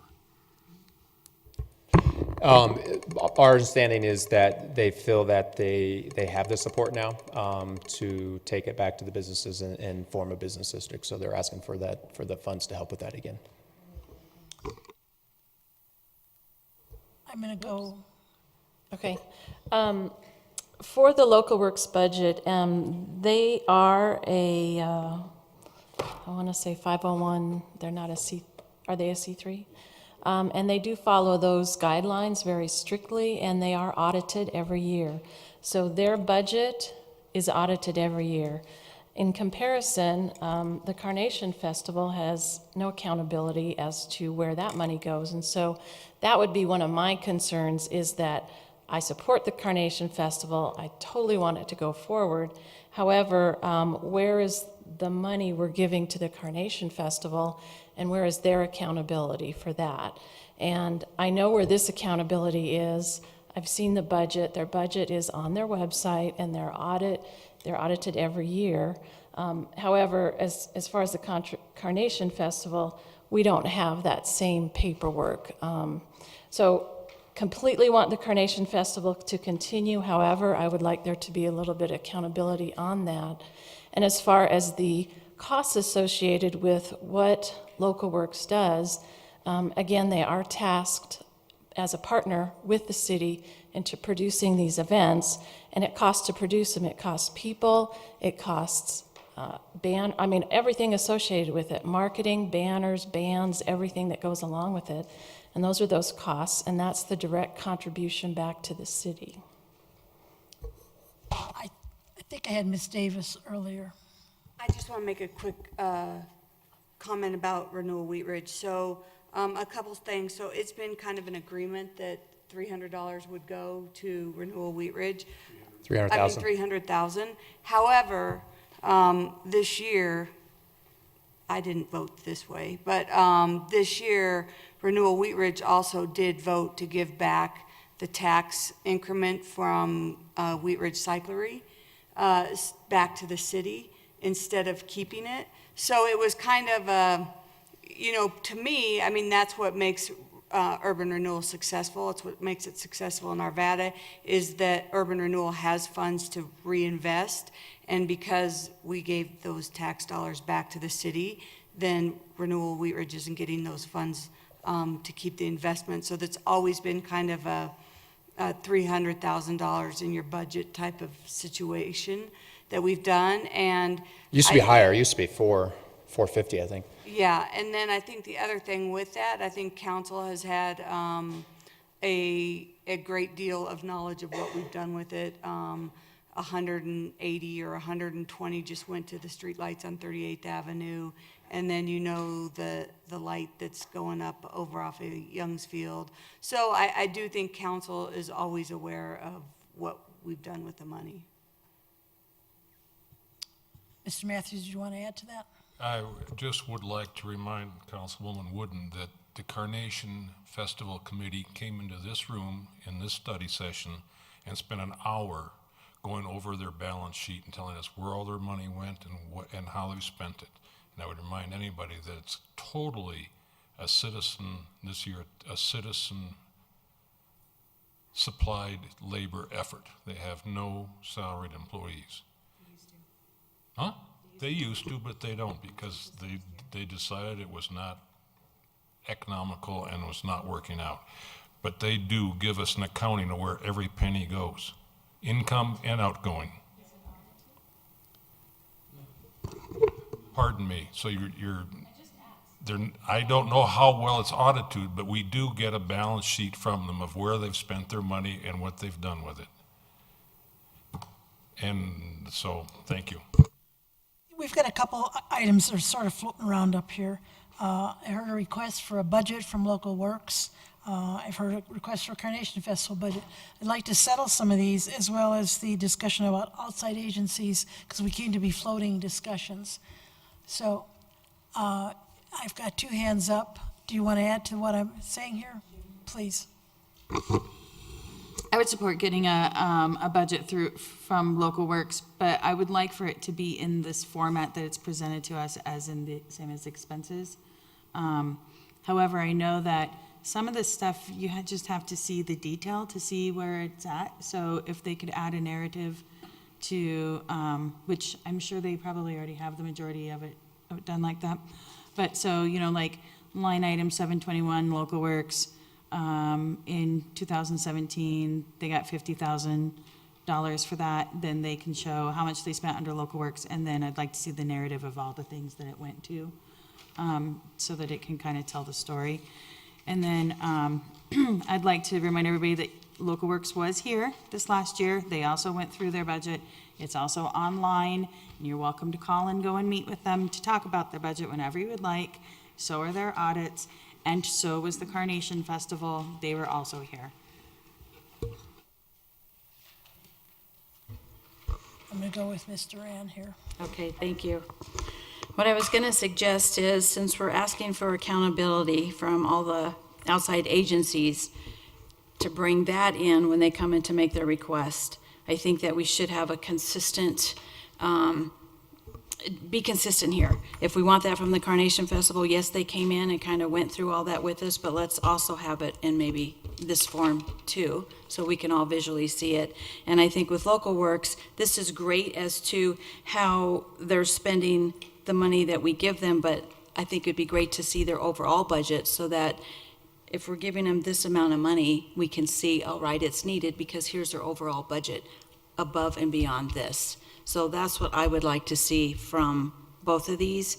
Who's both of these? Both of these, what I mean is Carnation Festival. Festival. Yes, I know they came in, but I think it's good to have it in a written form like this. And also to see the entire budget for Local Works, which is available online, but for a lot of citizens that are watching or aren't online, if we can have it here and discuss it, I think that'd be great. I'm not really comfortable with renegotiating or re-looking at the outside agency because we've already made a commitment to them, but we can keep this in mind next year to say, okay, look, there was an increase of 17%. Here's the guidelines for the outside agency. Next year, when they sit down and they listen to the agencies and their requests, then we say, there's a guideline. Here's the max that we will go. So I'm not really comfortable doing something different this year since we made the We commitment. could take we can take a percentage off of everything, which would be a simple way of doing it. Yeah, we could do that Because it is too. our job right here and now, how to Yep. spend the citizens' money. Exactly, exactly. Mr. Pond? Yeah, I'm just going to provide a budget comment. A couple of my questions have come up and been answered, so I'm not going to repeat them. You know, I support the budget as presented, and I support, as already stated, some of the things that we've been talking about that I think we're going to follow up through consensus. So, and honestly, I think it's worth pointing out that this is a relatively, and I'm not trying to make a joke, this is a dynamic budget. We have a hailstorm, we have 2E funds that are wrapped into this. We have a major retailer who's gone out of business recently that we're trying to kind of project into that space. So I just want to say that all in all, with all of those moving parts, and I think it's expressed in the budget message, and I would recommend that anyone watching or listening to at least read the budget message, to try to really look at all of the complexity that is trying to be solved within this. I understand Councilmember Davis's caution about being in the right direction, and that's noted. Although I think with the notation of some of the adjustments due to the anomalies within the year, like the storm, like the Walmart, and some of the other things, I don't feel like this is in the wrong direction, and I feel like, as it already has been stated a couple of times, there's some conservative estimates within this, whether it's revenue related to hailstorm, expense related to hailstorm, or even the fact that we're looking to be at 19.5 in our prudent reserves versus 17. So I think there's some conservatism built into this, and I think that's reasonable and allows us some flexibility moving forward. So outside of some other consensus items that may come up, I wanted to just thank staff for what clearly is always a hard job, but I think within the factors presented in our economy and in our city, made it even more difficult. So I just want to thank staff for that, and I look forward to continuing to move forward, answering some questions, and being in a position in the next couple of weeks to forward this budget. I think staff has really done a fabulous job on this whole thing. There's a lot of balancing going on. I'm going to call for a consensus on a few items here. I have And then, one additional consensus on top of all that. The consensus relative to the 2 FTE for the police department and the 1 FTE for public works relative to a maintenance worker. okay, That is in the other requests and the non-budgeted position requests for 2018. Well, it can be. That's not necessarily tied to that, but that's just. It's not, no. Yeah, no, It's just keep in mind what was it, 189,000, I think, would be added to the budget. So if we get if our budget is reduced because of the fee increase, that will help. Otherwise, we could take it from reserves. The 800,000 that the Yep. buffer that you have. Yep.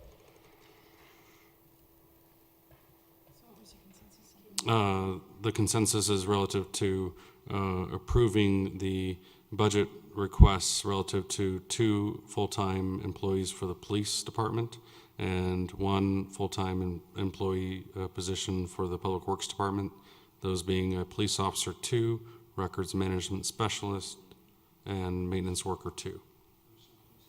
This is based on if the PUC, No, No, it's not, no, just approve them. I'm just approving them, just approving them. yes. Okay, you want to make a consensus about that? All right, let's go down the line here. Should we do that? Well, adding her one to our list, now we can get to it when we get to it. All right, let's start with, you were wanting a budget in a palatable form for both Local Works and the Carnation Festival, similar palatable form. And can I add that that include the, projected and the actual expenses? So it would have all of that, not just like, hey, this is what we think we're gonna do. This is what we spent, this is our revenues, this was all of that in there. Right, are you, Yep, got it. okay. Show of hands on that one, please. Yes, Local Works and Carnation Festival, complete budgets. complete budgets, okay. More detailed budgets. All right. The question on outside agencies, She's withdrawn it. withdrawn, okay. Wadsworth Boulevard, as far as we had a discussion on whether to set aside some We already funding. took that consensus. That was We're already no. got on that one? Okay, well, I know we did, nothing, we got that. And then the question that, whether we want to add the 2 employees for the police department and 1 public works, wasn't that it? Yep. Whether this is based on whether we receive. Nope. Nope. No, it's Just not. adding them. That's No. what I mean, Just add them. it's not based, what I'm trying to say. So we're just going to add this to the budget in what we have as far as, okay, I need it. The dollar amount is $180,886. This does not include the body cameras, right? Because that was another $100,000 a year. But not this year, though. Not this year. No, it was probably, he said, didn't you say? We'd have to bring it back for further discussion.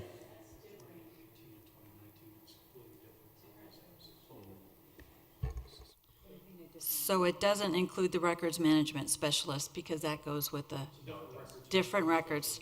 Okay, This records management specialist request is as a result of the move to JeffCon. So you can either look Okay. at it as a new position, or you look at it from the perspective of we're only sending 12 positions to JeffCon, and we're gonna hold them on that. okay. Okay, thank you. So I need a show of hands on that, whether to add those employees. 1, 2, 3, 4, 5, okay. Anything else? And then the requests for the body cams. You'd like to bring that back? Memo next. Okay. We'll get a replay of the body cameras. I think that's it, as far as discussion. Now, was there somebody who wanted to add something, other question or another area? Mr. Matthews?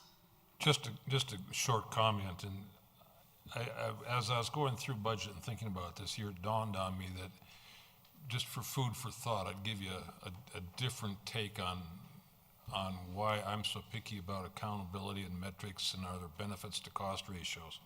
If we decide to expend $500,000, $500,000, sounds like a lot of money, but it doesn't seem that bad.